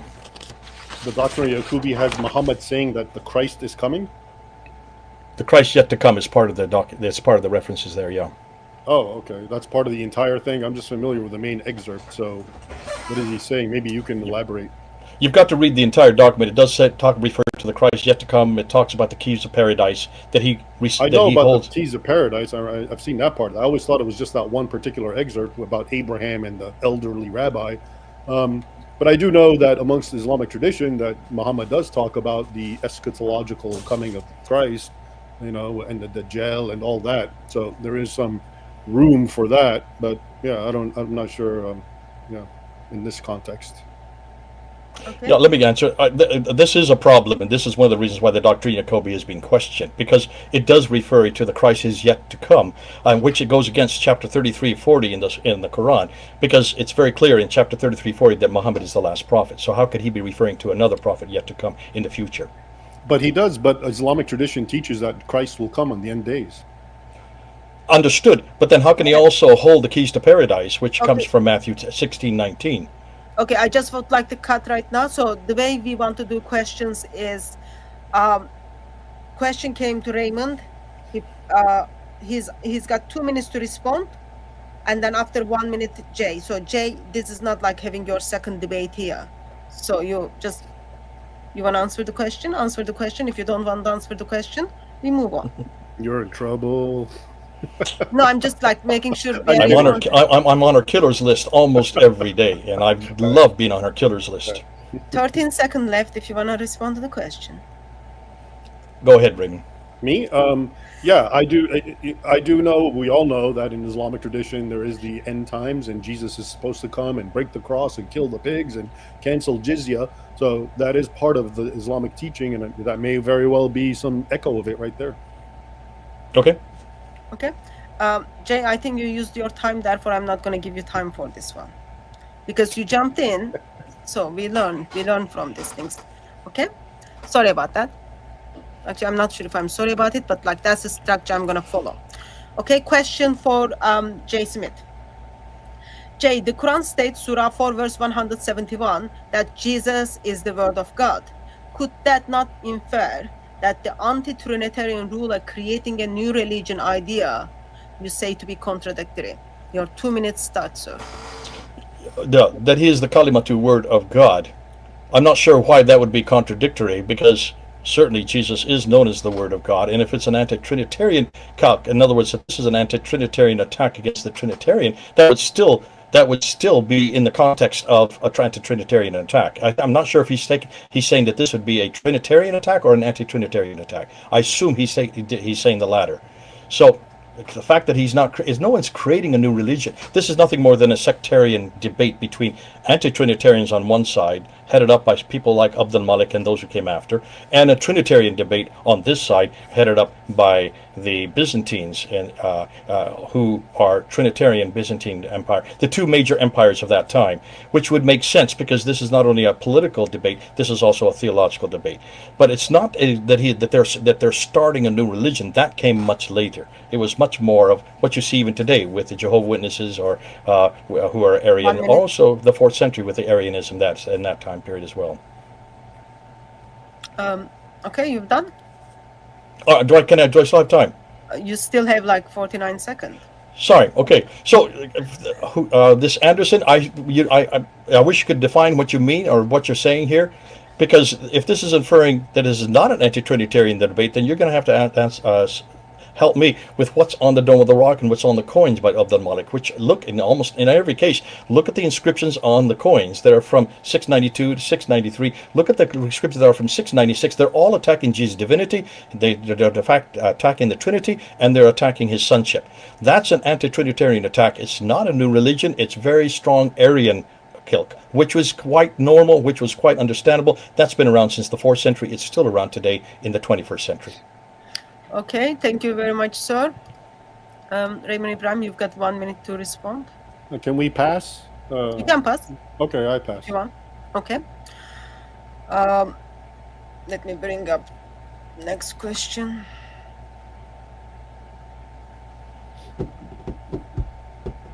Can I take his minute on that? No. Bummer. Question for Raymond. Why do you claim that in your July 28 video that knowing about the lack of historical evidence supporting the Islamic tradition has a very negative impact on non-Muslims? I'm not even following. I'm trying to remember what's my July 28th video, and the lack of historical evidence supporting has a very negative impact on non-Muslims. Maybe it's what I was saying, which is those who make the this no-mowery business. In as much as it's a polemic against Islam, I recognize that and I give it its due. I don't understand. It just seems to me that it just causes mischief amongst non-Muslims. Convincing non-Muslims that Muhammad didn't exist does not in any way, shape, or form hurt Islam. Okay, Muslims don't care if we think Muhammad is a fake prophet or a false prophet. We're both disbelievers. We don't believe in Islam. So I do believe that it's safer for it's more conducive to an intellectual paradigm to believe Muhammad existed, because that, I think, puts you on safer ground. It makes you take Islam more seriously. It makes you study his biography. It makes you see things the way Muslims see it, and at least you're on even ground. But if you in your own mind say, okay, Muhammad didn't exist, there's going to be a sort of indifference towards the whole thing, and you're not going to take it too seriously. Why should I bother time studying the seerah and the hadith and whatever? So I do believe 54 seconds. Yeah, I do believe that when you do adopt this view as a non-Muslim, you invariably create a sort of intellectual disarmament for yourself. And what's worse is then you come crashing out, and that's the only reason I ever spoke about this. The only reason I brought this up is because it wouldn't end. My original opponents, when I would make a video or an article or a book or whatever, emails and comments, were Muslim apologists, dumb leftists, and now it seems the majority are the nomos, who come and argue and fight. And I'm wondering, what are you helping? How does this help anyone? You're not helping our side. If you make me not believe in Muhammad, okay, now what? I just gone from false prophet to fake prophet. Muslims are deluded either way. So that's why I think it's a weakening of the non-Muslims when we push this no-mowery business. Thank you very much, sir. Jay Smith, you've got 1 minute if you would like to respond. This is a great question, actually. This is brilliant, because the no mowers, as I claim to be one. When you look at say that there are no mowers, what you're doing is you're doing the same thing that happened in the 1800s when people like Wellhausen and those in Tübingen asked the same question of Jesus Christ. And look what the damage it did to the church in Europe, especially in Western Europe. So that today, only about 5 to 7% of the people go to church, mainly because of historical criticism and Darwinianism. The same thing can happen with Islam, and that's why I'm really excited that we can demand the same thing that was demanded of us in the 1800s, we're now demanding in the 21st century. And what's going to happen to the Muslims if there is no Muhammad? Who do you think they're going to turn to? There's only one place to turn to but us. They're going to have to come home, Raymond. That's why, listen, if there is no Muhammad, forget about Muhammad. Why don't you come on home to Jesus Christ? What a better prophet, not an embarrassing one at all. And he can answer your needs and he can save you for eternity. Come on home. Okay, thank you very much, sir. Next question is for Jay. For me, or is it supposed to be for him now? No, that's for you. You've got 2 minutes to respond to this question. Gotcha, go. Okay, the question is, if the hadith are unreliable, why would Islamic leaders allow people to just make stuff up about Muhammad? Your 2 minutes start, sir. Okay, this is great. Why do you make up anything? Why are there legends? Why are legends exist? Why do we have a legend of Arthur? Why do we have a legend of Robin Hood? There are so many legends that exist that make up, because sometimes it's entertainment. In this case, it's to create the identity for the Nabateans, for the Ishmaelites, for the Hagarenes. They didn't have what their greatest competitors were. Remember, the Ishmaelites didn't have a prophetic line, nor did they have a revelation. The Jews and the Christians do have a prophetic line, and they also have revelations. So the Ishmaelites, who now control this whole land from all the way from Spain over here in the west, all the way to India into the east, from Turkey in the north, all the way down to Yemen in the south, the second largest super civilization of its time, and they also controlled the holy places. Yet they have nothing that they can handle on. They don't have anybody through Ishmael. So what do? As first of all, you confront the person that the Byzantines are your greatest threat. You confront him, right? And you confront their prophet, and then you introduce your own prophet. But once you introduce your own prophet, you got to have a book. Can you see why a book had to be hurriedly put together? That's why Stephen Shoemaker says that this idea of putting a book together probably happened during the time of Abd al-Malik and al-Hajjaj. We have lots of references to that. That's why it's all over the place. Ulta, pulta, pulta. Once you have a prophet, once you have a book, and you got him referenced, and you got him there by the early 8th century, then you've got to give him a backstory. That's why all these traditions had to be written, but they had to be accreted and deleted and corrupted and changed for another 400 to 700 years as they were putting it together into now what the prophets did and what the prophet's saying today. But it did not happen in 22 years like Muslims like to suggest. It happened over 400 to 600, possibly even 700 years. That makes sense. And that's why now Muslims have a person, a book, and a place. Thank you very much, sir. Raymond Ibrahim, 1 minute to respond if you like. Yeah, if the hadith are unreliable, why would Islamic leaders allow people to just make stuff about Muhammad? Well, I suppose they wouldn't. If in fact the hadith were a tool by some nefarious Arabian king or whatever the case may be who wants to create a hagiographical prophet, they would have been very much under control and very much so. Again, this is why I say a lot of the things that people would raise questions about that look messy, for example, the Quran and how it's so messy and it's it's not chronological and it's put in length order. To me, these always are reflective of authenticity, because if there is a mind behind this, which is carefully sitting, some cabal of these learned whatever leaders sitting together and scribes and writers, they could have created a much better fabrication. Both the hadith, both the Quran. The reason that there are questions to me is because this is a reflection of something very natural. Thank you very much, sir. Your time is up. This is for you, Raymond. Thornbird, congrats for this debate. Long waited for. Thank you. Glad you liked it. And also thank you very much for him. Okay, so next question is for Raymond. Raymond Ibrahim, what about the Chinese connection? The first Arab envoy went to the Tang court in 651. They did not mention Muhammad, Islam, a prophet, or the Quran. Chinese kept detailed records. Okay, so on the one hand, this is good. It shows you Chinese, Arabs. Again, here's an assumption. The assumption is if he exists, I expect full detailed records and everything has to be there. Like when Jay says, you have to account for every single last surah, you have to account for Mecca, you have to account. These are made up criteria that you've made up. They are not essential to prove that the guy existed, and in varying degrees, it's a nascent kind of development. Okay, so if anything, I'm familiar with what you're talking about. I believe it's in Hoyland, the Chinese connection. But okay, 651, they didn't mention Muhammad, but we have records from 660 from Sibios who does mention Muhammad by name. So this doesn't prove anything. People write things the way they want to write it, and they highlight the things that they think are important. Apparently, this one didn't think that name was important. Sibios does. John of Damascus does. Abu Qura, Theodore Abu Qura does. Okay, and they're all from around that rough time frame. So that really doesn't tell me anything other than these are writers who are picking and choosing, and also limited. Maybe the person with this Chinese connection wasn't aware. They didn't hear about Muhammad. Again, people, it's just this idea that, for Muhammad to exist, everything about the standard Islamic narrative has to be there from day one, spelled out perfectly. That's not history. That's not how things are. It's a mess. It's a mess. History, if you've spent time looking at chronicles from this time and even later, it's a big mess. And what historians do is try to piece it together. But if you have a polemic involved, well, okay, now you can exploit this mess and say, aha, the guy doesn't exist, which, as I said, I'm fine with that, as long as it's directed at the correct target, that is to say, Muslims, and not being spilling over with non-Muslims, where if you change their mind, nothing changes, but you do create a lot of confusion and discord. Thank you very much, sir. Your time is up.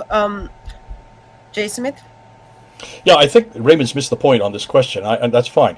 What the guy is saying is, why is it someone from way over in China gets it right and doesn't realize that that doesn't even mention anybody from called Muslims or from Muhammad? But if you can continue with the Chinese, they do refer to it in the mid-8th century, and they even call him Momino. So they actually refer to him in a Chinese derivative of Muhammad, and that this is the people, this is the prophet.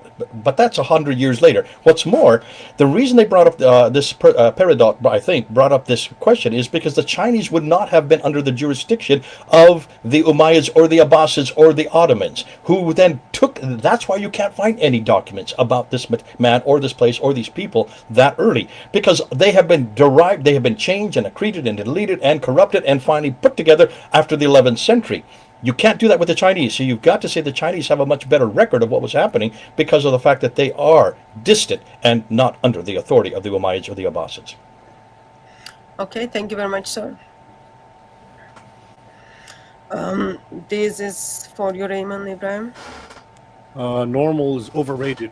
Great debate, very informative from both sides of the topic. However, I think the clear loser of this debate is Islam. Without lies, Islam dies. Okay, I think we can all agree to that. And again, I emphasize the point that if you're a non-Muslim, the default status, the default position that you are in is that Islam is built on a lie. That's why you're a non-Muslim. You don't accept the dawah, the Islamic gospel, if you will. Now, how you don't accept it, historically and traditionally, it was, okay, yeah, Muhammad exists, but I don't believe his prophecy. Okay, he lied. He was demon possessed. He was an enthusiast. Whatever the case may be, these were the traditional understandings amongst especially Christians. Now we have a new one. He didn't exist. On the one hand, it seems so revolutionary, but it's only revolutionary when Muslims accept it. Because of course, if you're a Muslim and you're confronted with two things, Muhammad is real, but he's immoral, whatever. Yeah, you can rationalize it. But if you're confronted with Muhammad never existed, okay, you've pulled the plug on Islam. Okay, so that is powerful in that sense. But to non-Muslims, when you accept that Muhammad didn't exist, I think it's a conflation. People, non-Muslims, think that because it's also egotistical, I think, and kind of egocentric, because it's kind of like, oh, I'm convinced Muhammad didn't exist, so somehow this is going to spill over, and now Muslims are going to believe he didn't exist, and it's not the case. Thank you. I just wanted you to say thank you. Do I get a 1 minute rebuttal? No, this wasn't question. There's no question. Let me just say 2 words. I get 2 words. Thank you, Raymond. We agree on something. Yeah. Okay. That was just like for Raymond to say thank you to his. Okay. Okay, that's fine. Okay. Now next question is for Jay.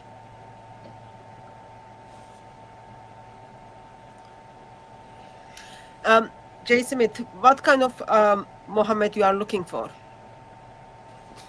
Oh, I think this was quite normal. I said, how many times did I say? In fact, can I waste another 2 minutes just going, what kind of Muhammad? I'm looking for Muhammad of Islam. That's what the title of the debate was.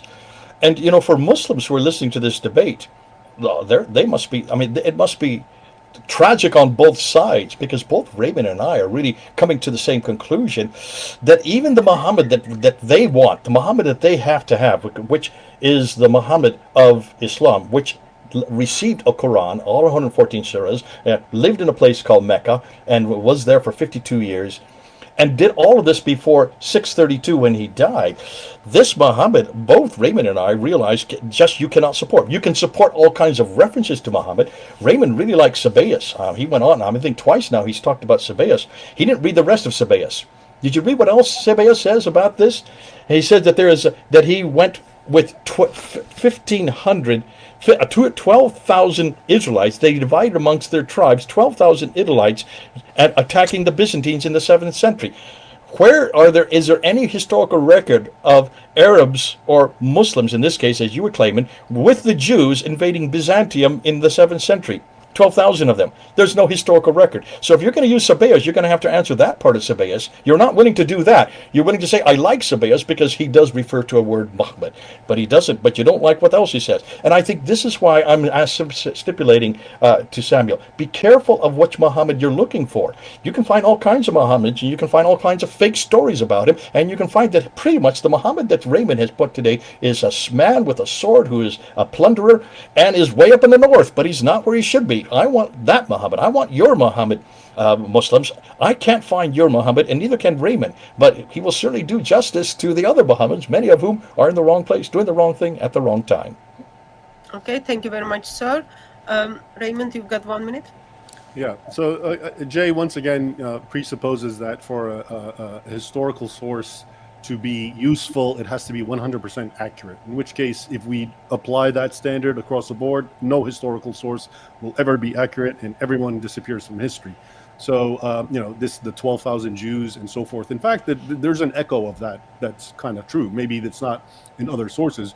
We do know in Medina that he was very much allied with the Jews. We know before Medina, before Islam, the Persians and the Jews were very much allied in their attack on Jerusalem. I think it was in 612 or 615. So if anything, there is some sort of accord in that sense. Maybe Sabaeus knows something we don't know. Maybe he has access to something we've lost. I think the fundamental thing with me is I trust these guys more because they were there, whereas Jay and I are here 14 centuries later conjecturing. Thank you very much, sir. Question for Raymond Ibrahim. Why dismiss Ptolemy? He lists tiny villages in Arabia Deserta, yet omits Mecca, only first noted in 741 AD.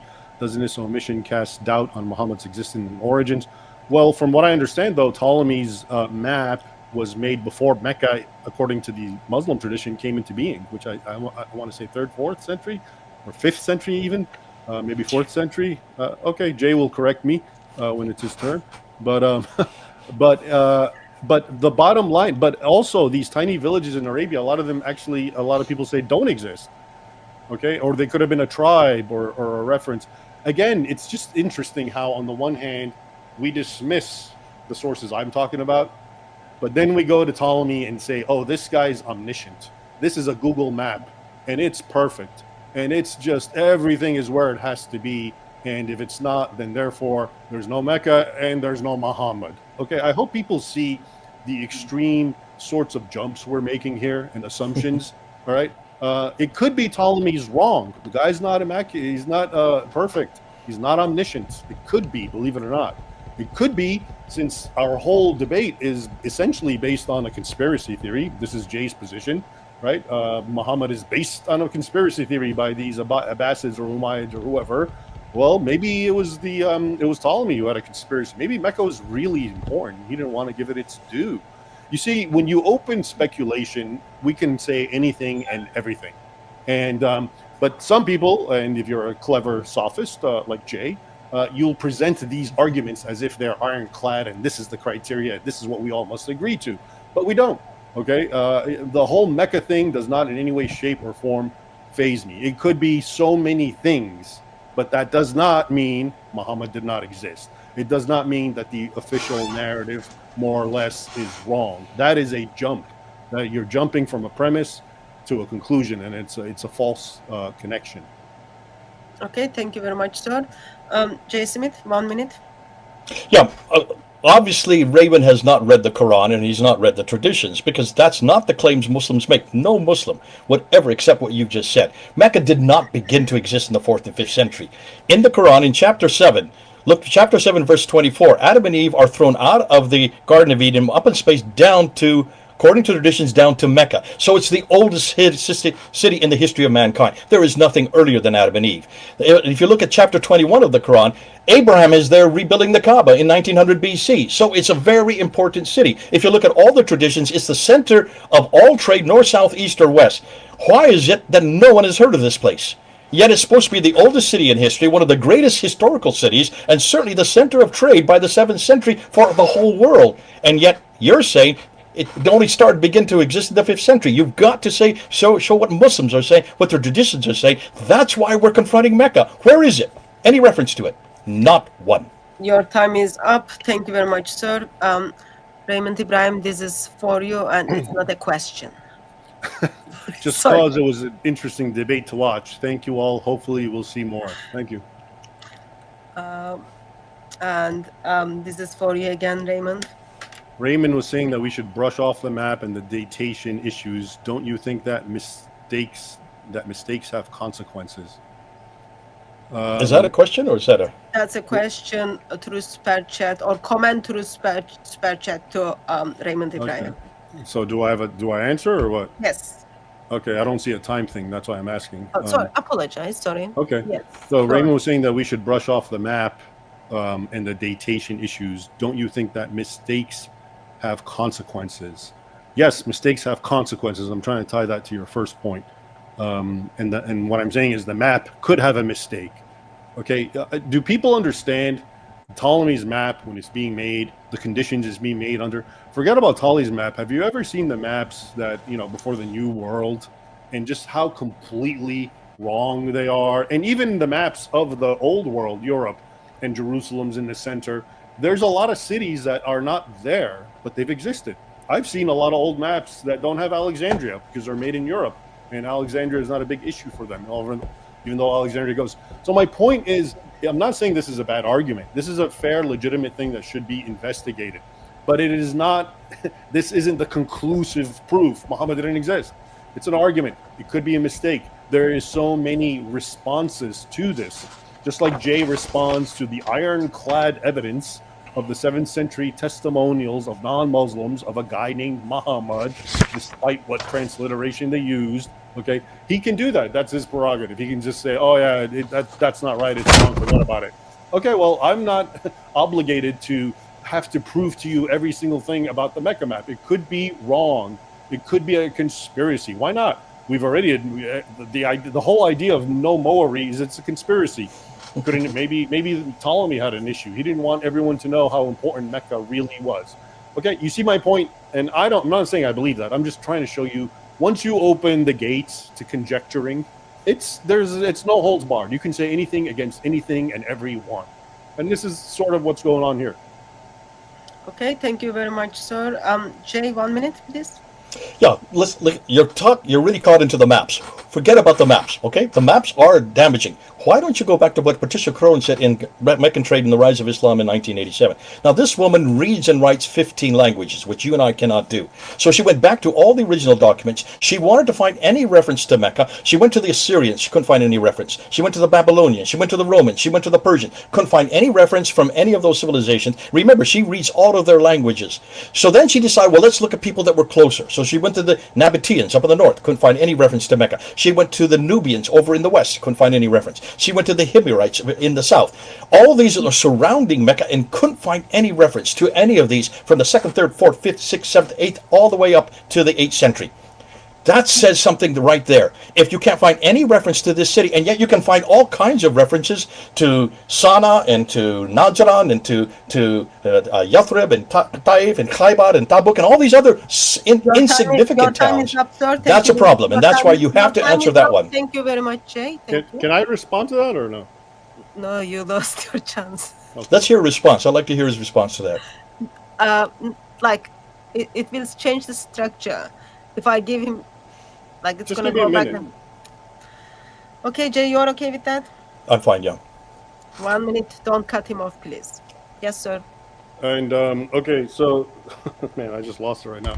So the Mecca, I was going to say something that was on the tip of my tongue, and I'm getting senile.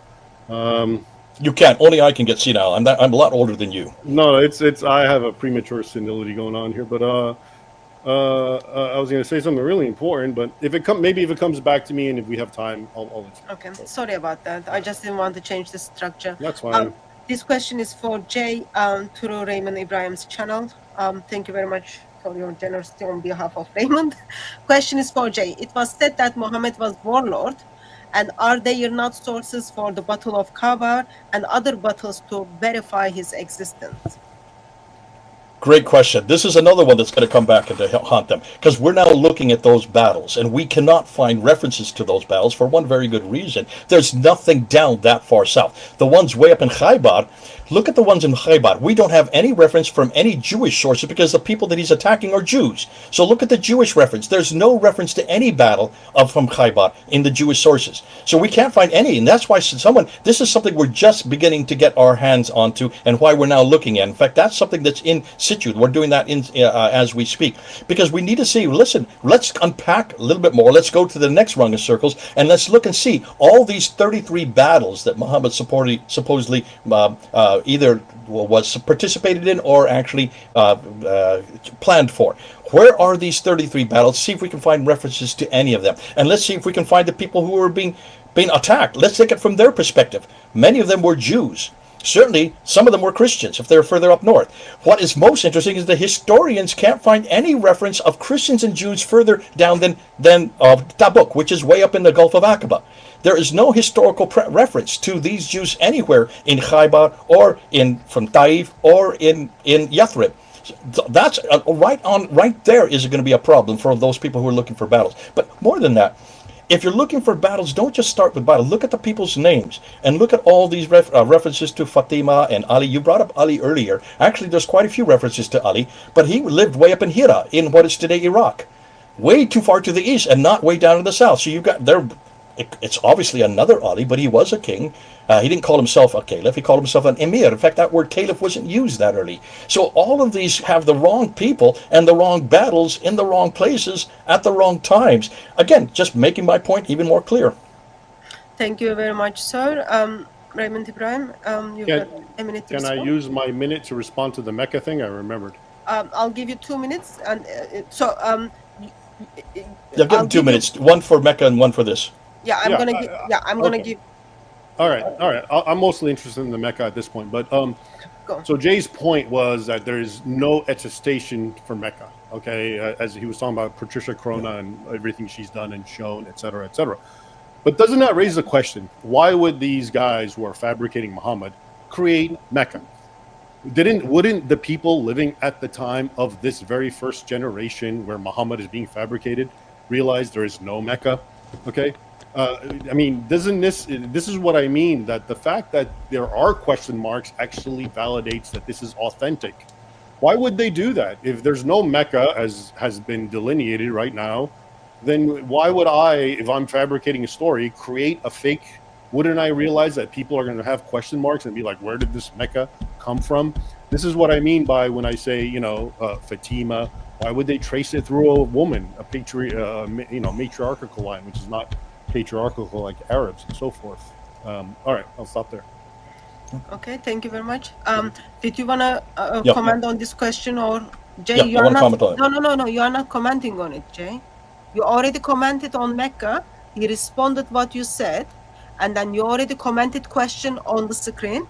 And Raymond Ibrahim if he wants to comment on this for 1 minute, I'll give him 1 minute to comment on it. Yeah, I'll be quick. It was said that Muhammad was a warlord. Yes. Are there not sources for the Battle of Khaybar and other? Yes, and they're non-Muslim sources. I believe the Maronite Chronicle actually mentions the Battle of Khaybar, which is the whole point of the Shias and the Sunnis. And this is the thing, you can attack the standard Islamic tradition all you want, but the fact is we have the early tradition of the Christians, which in broad outlines validates what we're talking about. Okay. They're talking about Ahl al-Bayt, the people, the family of Muhammad. If he doesn't exist, he has no family, he has no descendants, and these guys are killing each other till this day based on that. And we have the early, claims and attestations coming from the Fatimid. I already mentioned that. So, yes, the Battle of Khaybar is there. Not just, if you want it, you can ignore the Muslim sources all you want, but they're actually attested to in early contemporary Christian sources. Okay, thank you very much, sir. Can I respond to that? No, Jay, there was nothing for you to respond. You already had your 2 minutes to make your points, okay. And then you made it, okay? And thank you very much for your generosity here. And the next question, I'll give 1 minute to both of you because this is coming through super chat and it's not being addressed to his question is being asked. Who did more to spread Islam, Turks or Arabs? Go ahead, Raymond.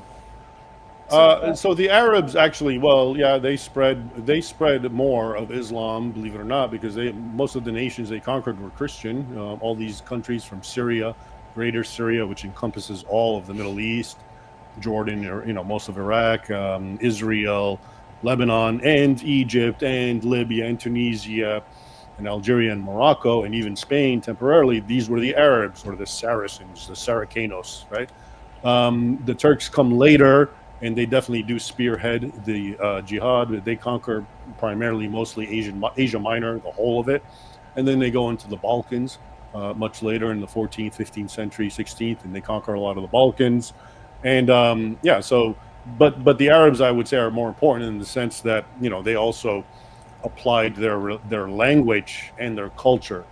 They Arabized basically what we call the Arab world. So one nation was Arabic, Arabia, but now there's 22 because they've been Arabized. Thank you very much, sir. Jay, you've got 1 minute. No, I'm not going to say too much more than what Raymond said. And listen, I'm going to just defer to Raymond because this is his area of expertise. He's much more knowledgeable in what comes after the origins. And that's why I've really appreciated his channel. And I would suggest people go listen to what he's saying. On this area, he is brilliant. On the origins area, I'm not so sure. But certainly on this area, listen to what he's saying. Because if you're going to say that the Muslims are the ones who did more, the Turks or the Arabs, and you're saying by Arabs, Muslims, I would say no. These are Saracens. And that gets back to the Maronite thing that you were talking about a little earlier. If you look at, read the rest of the Maronite, and you will see that it is not Muslims that are doing this. These are Saracens again. These are plunderers in Khaybar. Therefore, the Maronites do support the fact that they were plunderers down there, but not that they were Muslims who were doing this, okay? Okay, thank you very much, Jay, for the question that you were not going to answer much. You already spent almost 40 seconds on it. Actually, 50 seconds. Okay, this is question for Raymond Ibrahim. Let me ask you, 100,000, is that 100,000 IDRs? Is that dollars? Is that Indonesian dollars? I don't know. You're rich. Okay, thank you, Kontala Suwata. Quran, Kufic language, created 8th century. How is it possible that a story claimed to be from the 6th century, but its language was only created in the 8th century? I find that very easy. As I already mentioned, so many societies, including today, are oral societies. Their whole tradition is memorized and bequeathed orally, and then much later it gets recorded. And this is even in Europe. It's Ireland. So much of it was like that. The Greeks, the Iliad, the Homeric, the Iliad and the Odyssey. These were all believed to be oral for centuries. Now you can say, hey, oral stuff gets lost. And that's fine by me, but you know what? Written stuff can also be wrong, and I think the oral tradition gets attacked unfairly because we don't understand it, because we're not an oral society. We're a data society. We record and we write, and that's great and that's fine, okay? And that's why we have a weak understanding of how powerful oral societies were. Doesn't mean they didn't make mistakes. We, with our written records, make mistakes. I'm sure they did too, but there's this idea that if it's an oral society, it's all wrong, forget it. No, I don't want to hear it. And I disagree with that. Okay. And it's not just the Arabs. And the Arabs were actually amongst the they're well known for they're very much into poetry and qasidas and, until this very day, and they make it rhyme in a certain way to memorize it. So for me to say that something is based on an oral tradition, one, I'm not surprised by that because almost everything is based on oral tradition. This is not an Arab or Islamic specific argument. And two, it seems weak because we don't have it anymore, and we don't have that mnemonic memory anymore. But I believe it was very strong for those peoples, and it is still strong for tribal Aborigine peoples till this day. Okay, thank you very much, sir. Jay Smith, your 1 minute starts.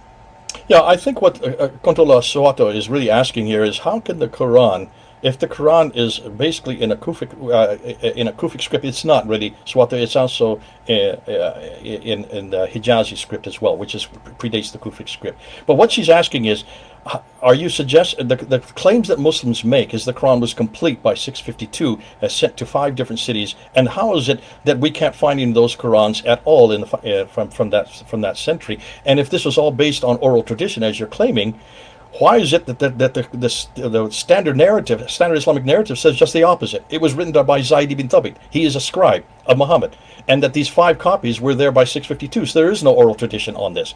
So it's a non sequitur to talk about oral tradition and how great it is. The fact that it was a written text by 652, and 5 of them went to 5 cities, of which not one exists today. That's the problem. Okay, thank you very much, Jay. Brother Hussein, thank you very much for your generosity.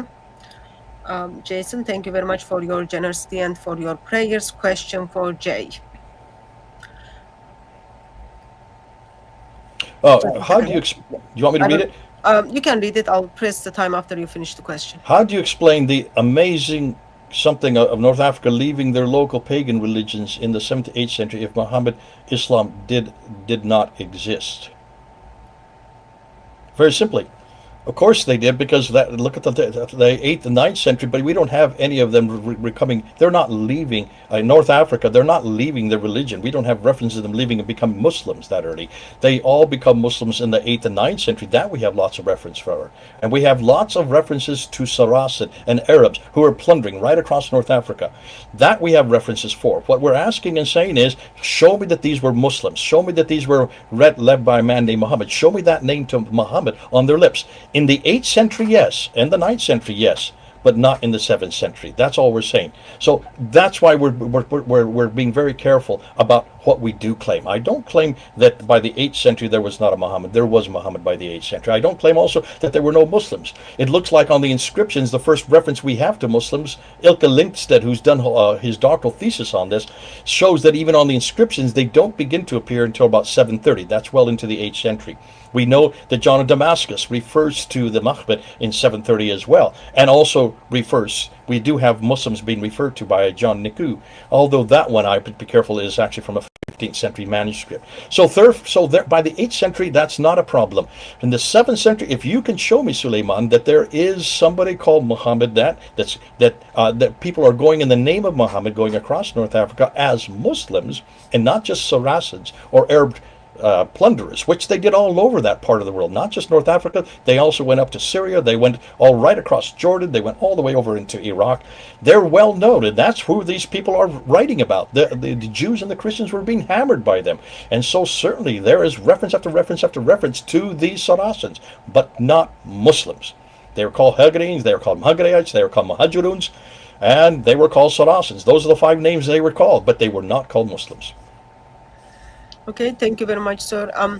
Raymond Ibrahim, that this super chat comes through your channel as well. Sorry, I forgot to mention that earlier. Okay, yeah, okay, thank you. Yeah, it's a good question, and I'll tell you what I know about the Amazigh, or as they're known as the Berbers. You know, in the 7th century, according to the Islamic texts, there's wars with the Amazigh, and there's the Kahina, you know, who's like the priestess or the leader of the Berbers, as they're known now.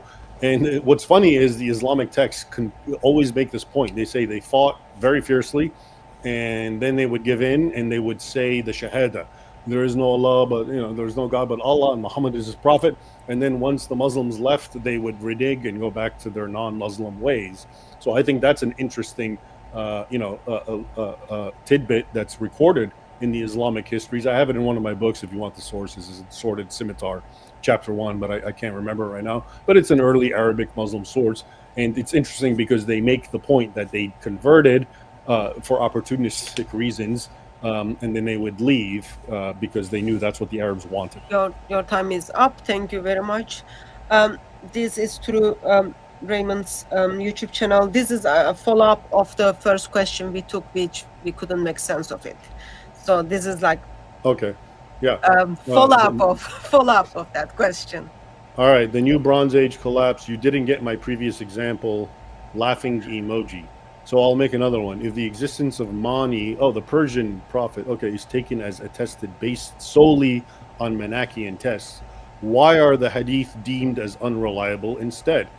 Well, because I already pointed out, because there's a concerted polemical effort to take Muhammad down, just like there was a concerted polemical effort to take Jesus down. Mani is not that important. Caesar is not important. Alexander the Great's not important. The Vikings that are recorded in Snorri Sturluson's saga are not important. It seems that these polemics against religious figures seem powerful because we think that everyone's free game, and if anyone seems to be not well attested, then historians are going to come out and prove they didn't exist. They don't. Nobody cares. They only care about people who matter today, and they are religious figures, Jesus and Muhammad. So that's why someone like Mani, he is a religious figure, I get that, but Zoroastrianism is, it's a very, very small demographic right now. That it's not something that I don't think there's a reason for people to try to take it out, but there is a reason to try to take out the foundation of a religion, Islam. 2 billion people, I believe, at this point, which is creating problems amongst the world. That's why Mani gets a free pass, Muhammad doesn't. It's just quite that simple. And it goes back to the point that I was trying to make, which is all the arguments you're hearing sound compelling because you don't know the truth about history, which is that it's so tenuous, it's so fragile. So much of it, if someone puts it under the microscope, whoever it is, I don't care who it is, if there's someone not very modern, okay, someone from 1000 AD and before, all these questions can arise. But they seem compelling about Muhammad because no one does it for these other guys, including Mani, because they just don't matter. But Muhammad does matter. Jesus matters. That's why these polemics exist in the first place. Thank you very much, sir. Jay, you've got 1 minute. Yeah, I agree with Raymond. There's a huge difference between Mani and Muhammad. Mani, as Raymond said, is not really that consequential. Muhammad is hugely consequential because of what he did, especially to those who stood against him, especially to those who confronted him.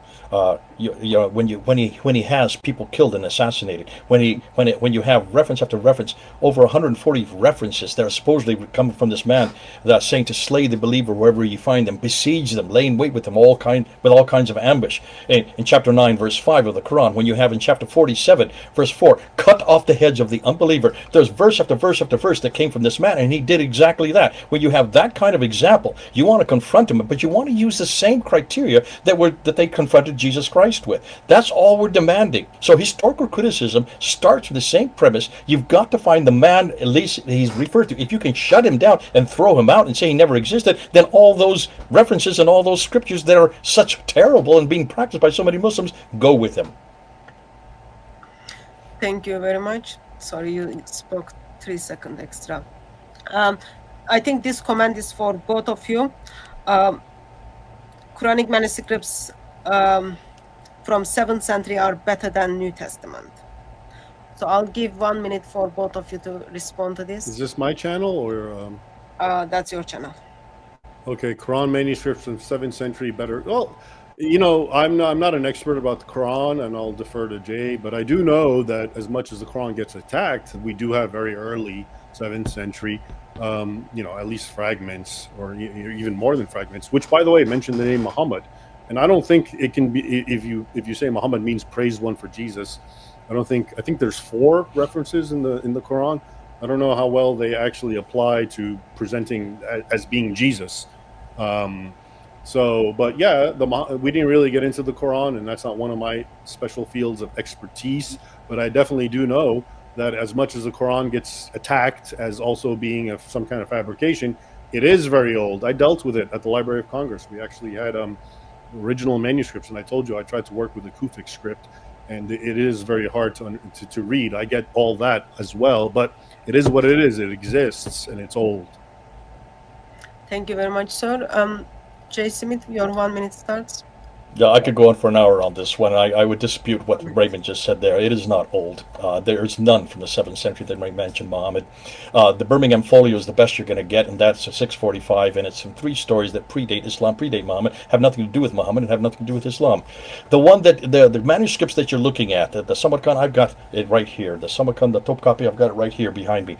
These all start to appear in 705. That's 8th century. There is none from Uthman. Even the Muslim scholars, Dr. Atakulich and Hikmet ibn Sanlum both admit there are no Uthmanic manuscripts at all. So where is the 7th century manuscript that you're quoting that's so old in the Library of Congress that you can date to 650 new? Raymond, you know that you can't support that. And that's the problem.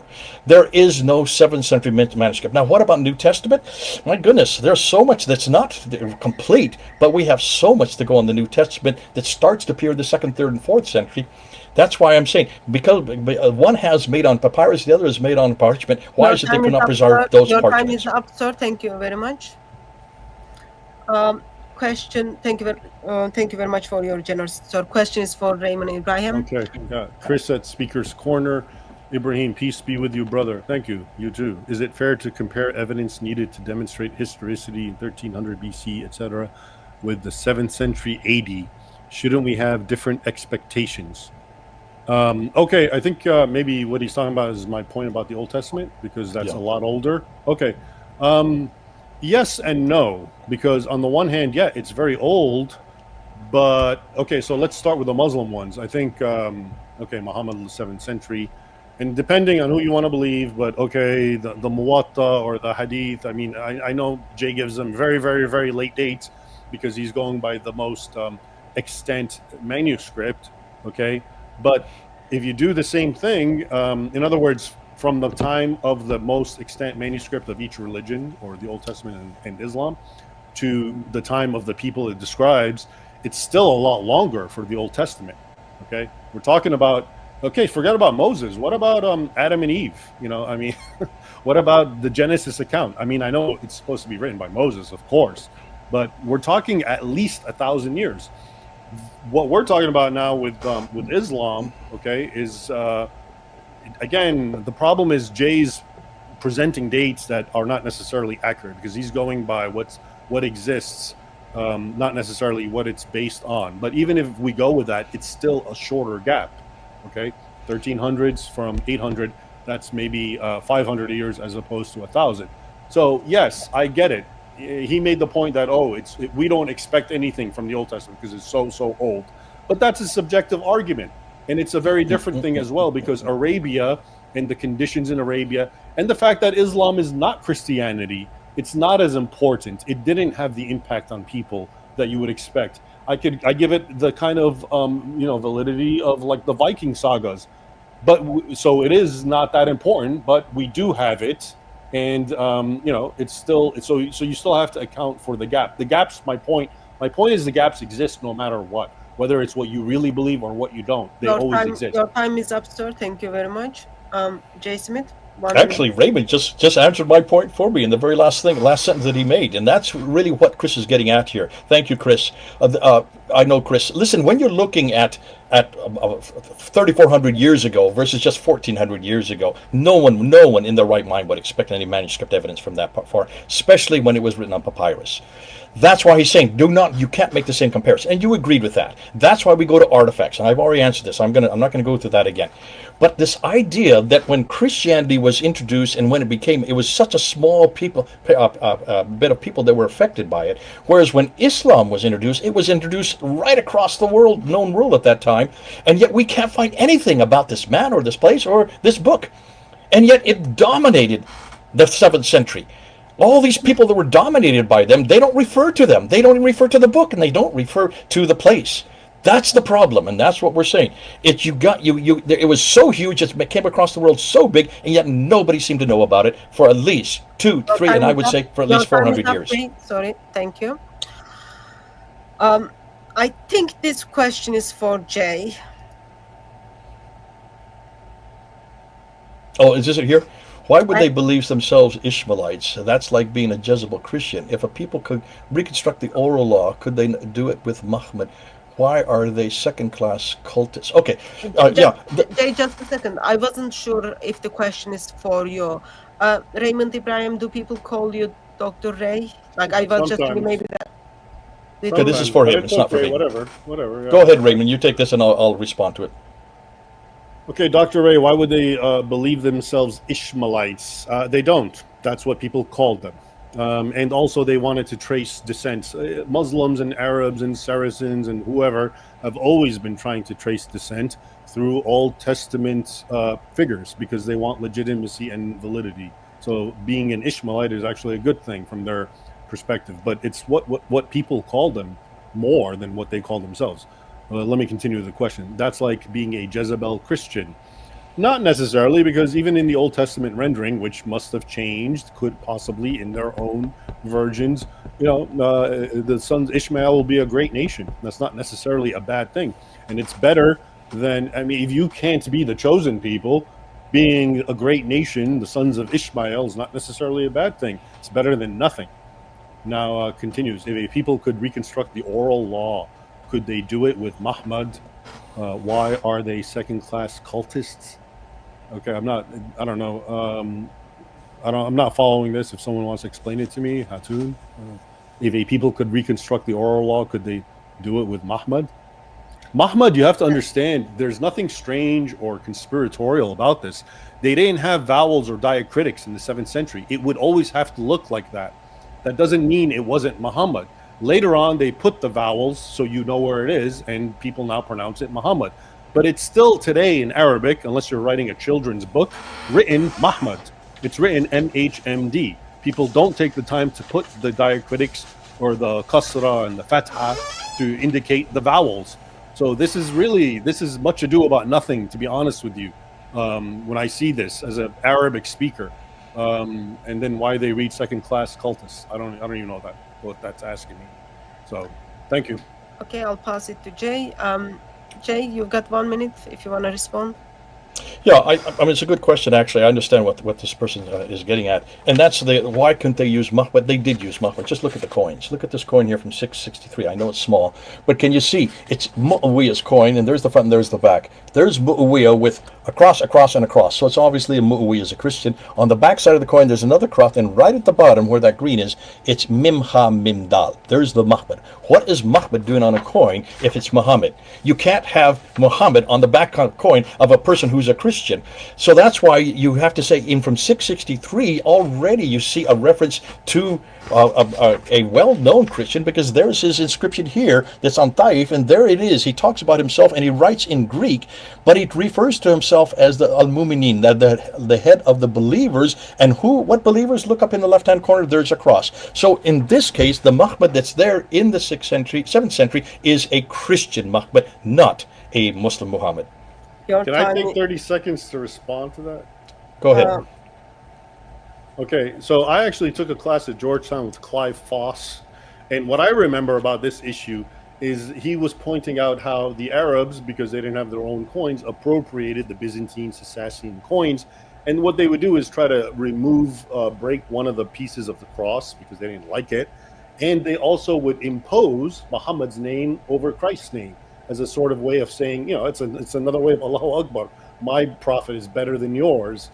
And so that is how I always understood why Muhammad's name appears on coins that were originally Christian, because it was an appropriation and it was the best they could do to kind of, erase the Christian aspect. They're imposing Muhammad, not as the praised one, Jesus, but as this is our prophet over yours. That's actually what I had a class about, and I only want to say it because it came to my mind right now.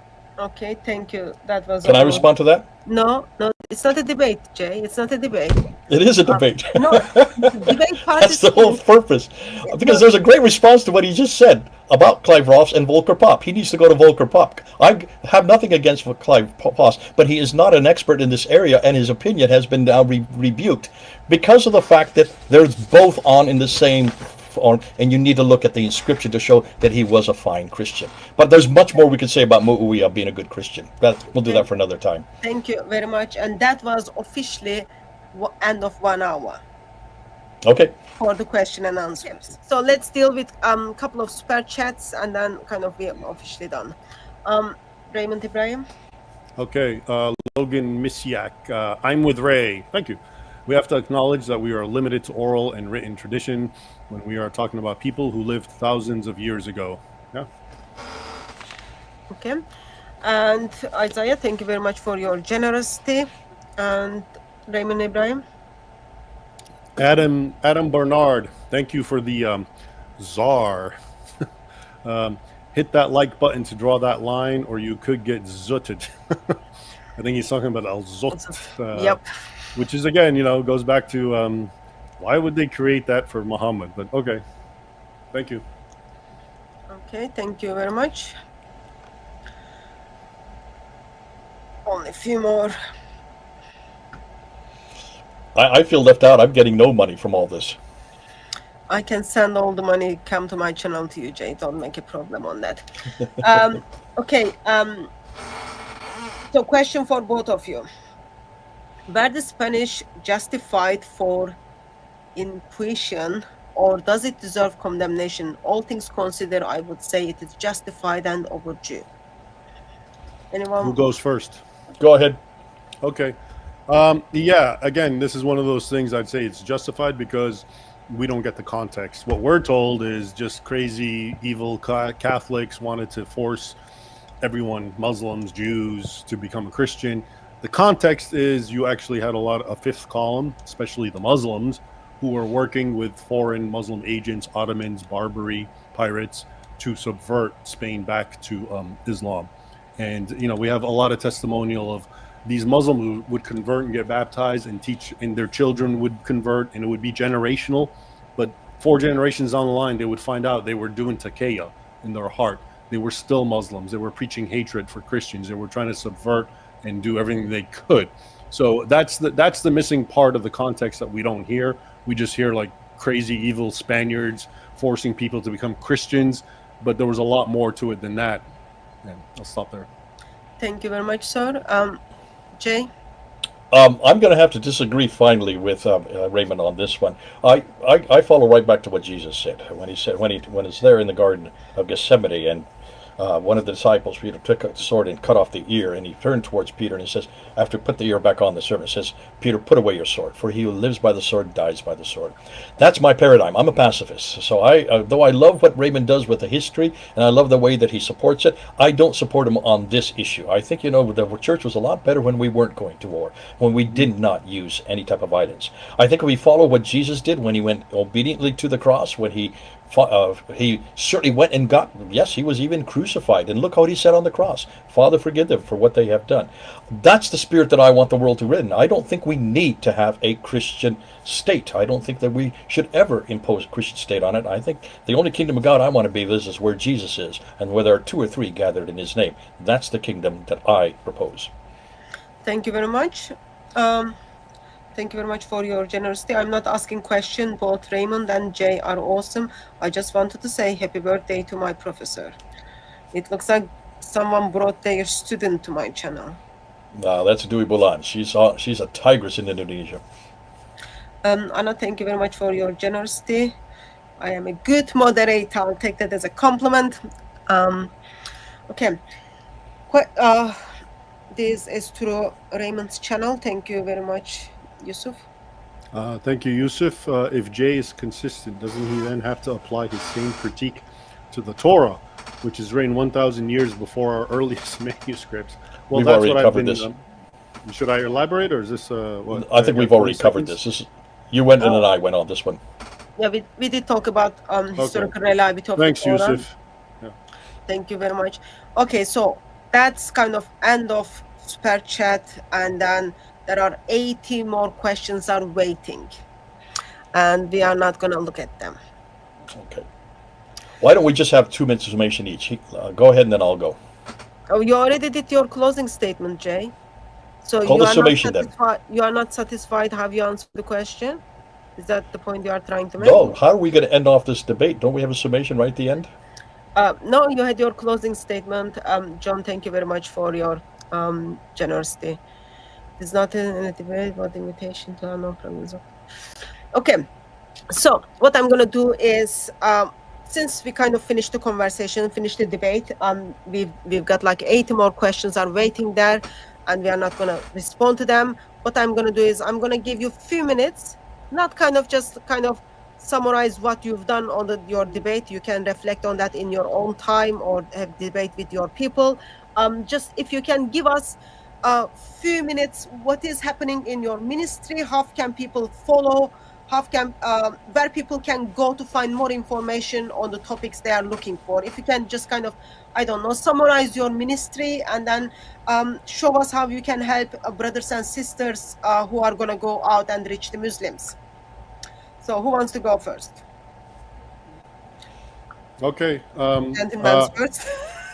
Yeah. Okay. So what I do, I mean, a lot of people I'm sure who are watching, if you're primarily you follow Jay, you probably don't know much about me, but I'm a writer primarily, first and foremost. I have been for almost 20 years, but I've started a YouTube channel recently. It's almost been a year, and that's a lot of fun. So I'm learning a lot of this sort of thing, streaming and chatting and whatnot. And but primarily I write about history, Islamic history vis-a-vis the West. I write about the persecution of Christians under Islam, which is a very real thing. I've one of my books goes back about 13 years on that topic. And yeah, if you want to follow me, you can come to my website, raymondibrahim.com, and or you can check me out on on YouTube, which you just put my name, I guess.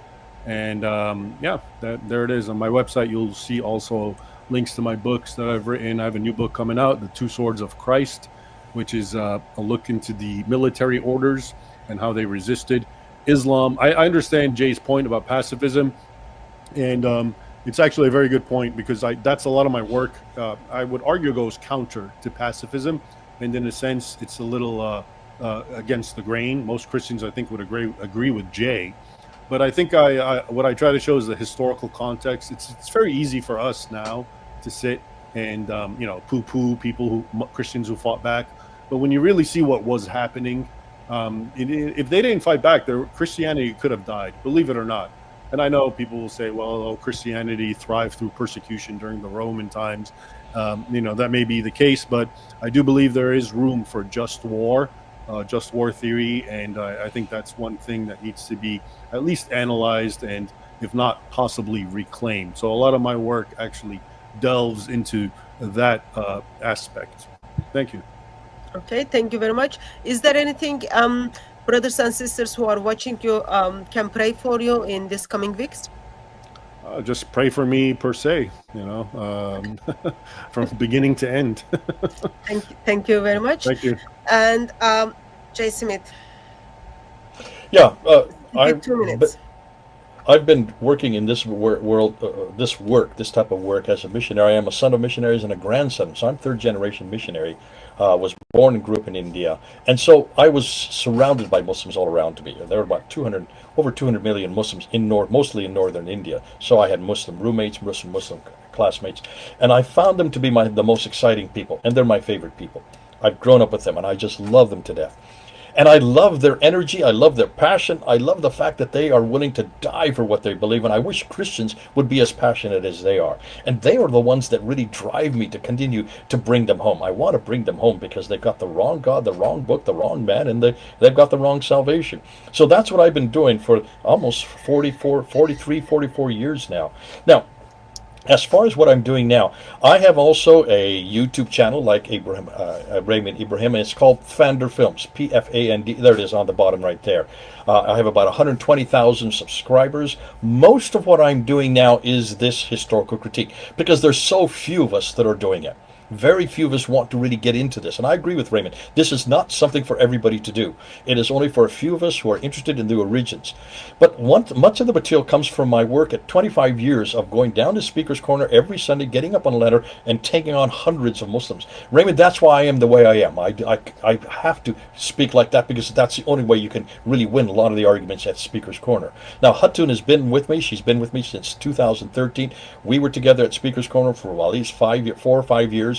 And because of that, we, in some of the material that I've worked out, have moved it gets into Fander Films, and then I teach it in a master's degree program at Veritas International University, It's a master's degree program that goes for 2 years, and we have 10 courses. Each one is 8 weeks long.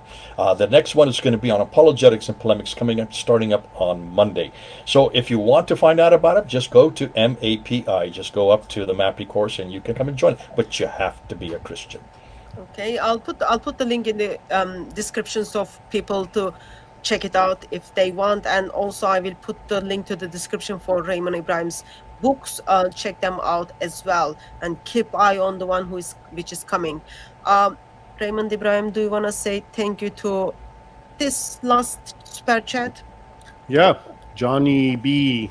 Thanks and God bless, he writes, and I reciprocated to you completely. Thank you and God bless.